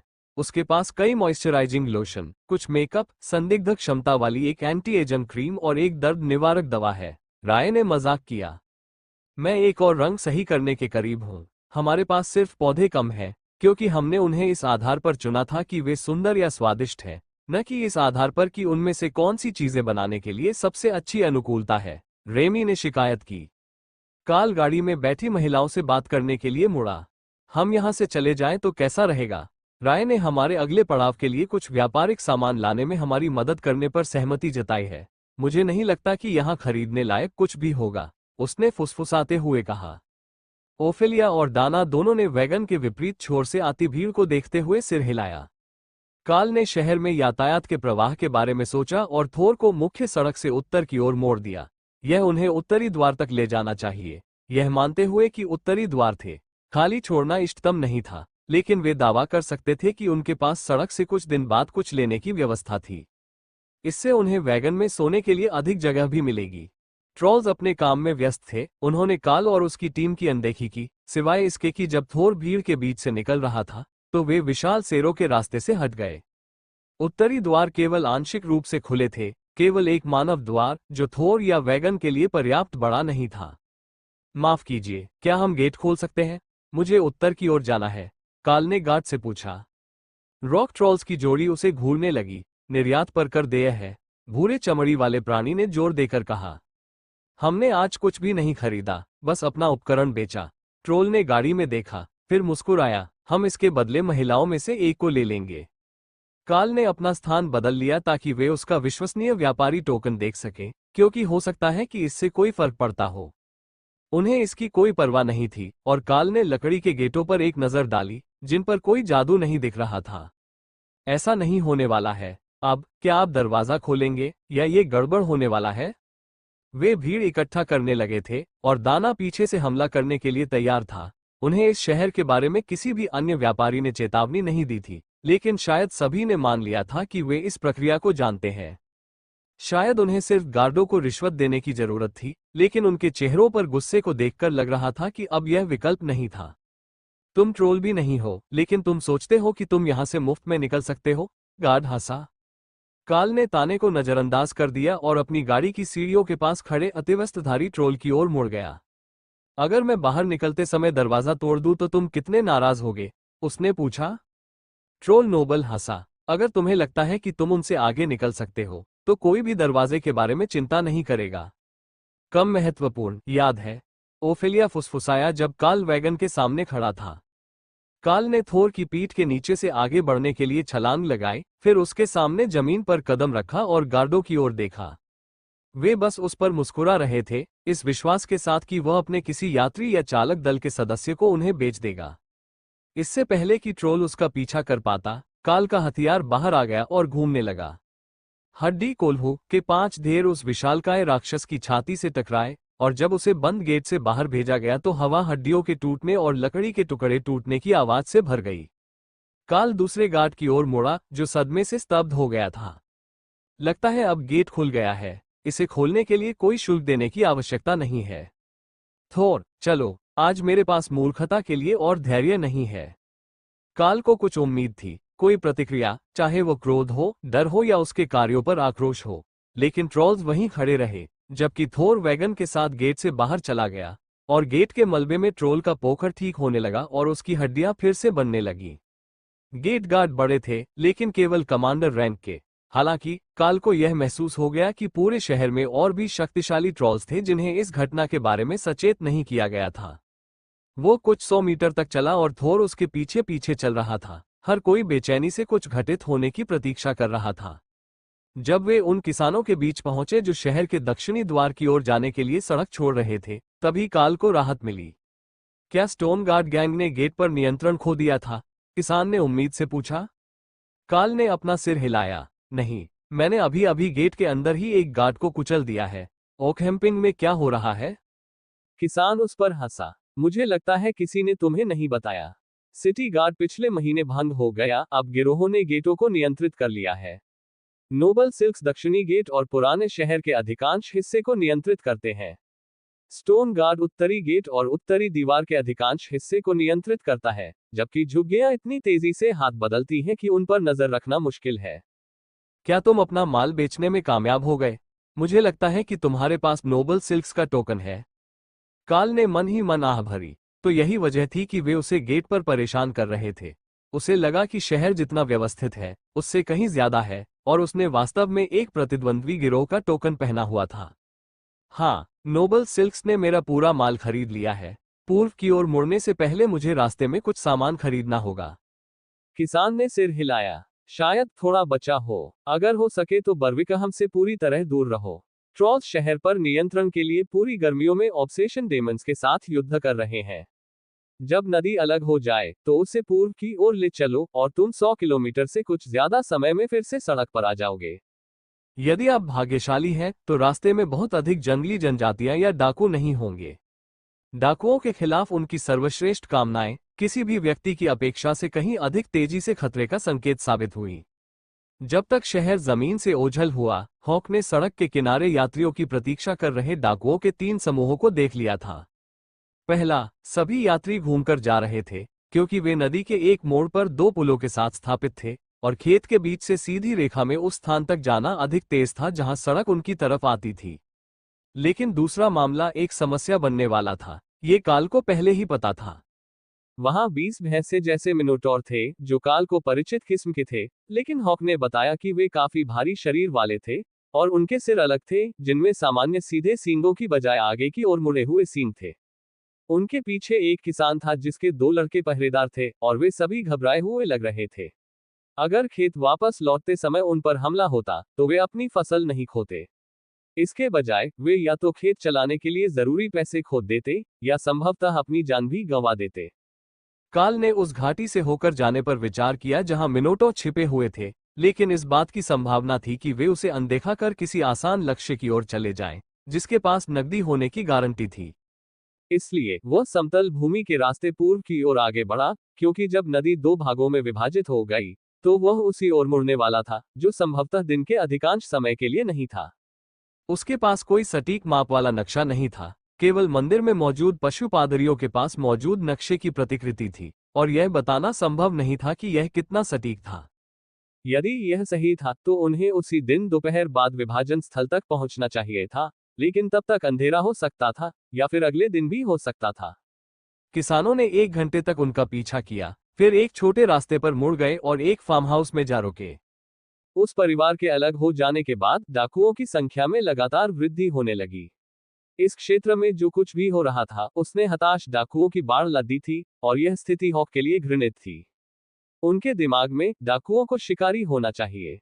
राय की तरह वे पेड़ों में छिपते हैं और जाल बिछाते हैं। उन्हें खतरनाक होना चाहिए, जंग लगे हथियारों के साथ आवारा लोगों का झुंड नहीं, या यहाँ तक कि सिर्फ फटे हुए कपड़े और अपने खुद के पंजे नहीं। उनकी हालत शर्मनाक थी। भले ही वे राक्षस ही क्यों न हो, उनमें कुछ गरिमा तो होनी चाहिए। डाकुओं के एक समूह मिनोटॉर्स, जिन्होंने गिरे हुए पेड़ों की चौकी बना रखी थी, को एकत्र की गई ताजी हरी लकड़ियों से एक उचित अलाव जलाने में भी कठिनाई हो रही थी। यह इतना दयनीय था कि हॉक भी भावुक हो गया। इतना भावुक कि उसने उनके शिविर स्थल पर हल्की बमबारी की और उड़ने से पहले उनकी खाना पकाने की आग जला दी। थोर ने तय किया था कि सबसे अच्छा रास्ता सड़क पर नहीं था, इसलिए वे किसानों के खेतों के बीच से लगभग 1 किलोमीटर पूर्व की ओर यात्रा कर रहे थे। इसका मतलब था कि उन्हें सड़क के किनारे डाकुओं से कोई खतरा नहीं था, बस खेतों में मौजूद किसी भी चीज से खतरा था। यदि किसान उसके समूह को अपने खेतों के बीच यात्रा करते देखकर घबरा जाते थे, तो वे इस बारे में कुछ नहीं कहते थे, और अंधेरा होने तक हॉक को नदी में दरार का पता चल जाता था, और वे पेड़ों के किनारे डेरा डालने के लिए तैयार हो जाते थे, जहां से वे जलाव लकड़ी ला सकते थे और शाम के लिए शिविर लगा सकते थे। एक खाली वैगन एक अच्छा तंबू विकल्प बन गया, और थोड़े से पुनर्गठन के साथ उन्होंने सब कुछ व्यवस्थित कर दिया ताकि पूरा समूह आराम से रहे और कोई भी मिट्टी में न सोए। डाना वैगन के नीचे काल के झूले में शामिल हो गई, जबकि अन्य 3 ने वैगन के बिस्तर पर रे द्वारा बनाए गए जाल में कंबल का एक घोंसला बनाया।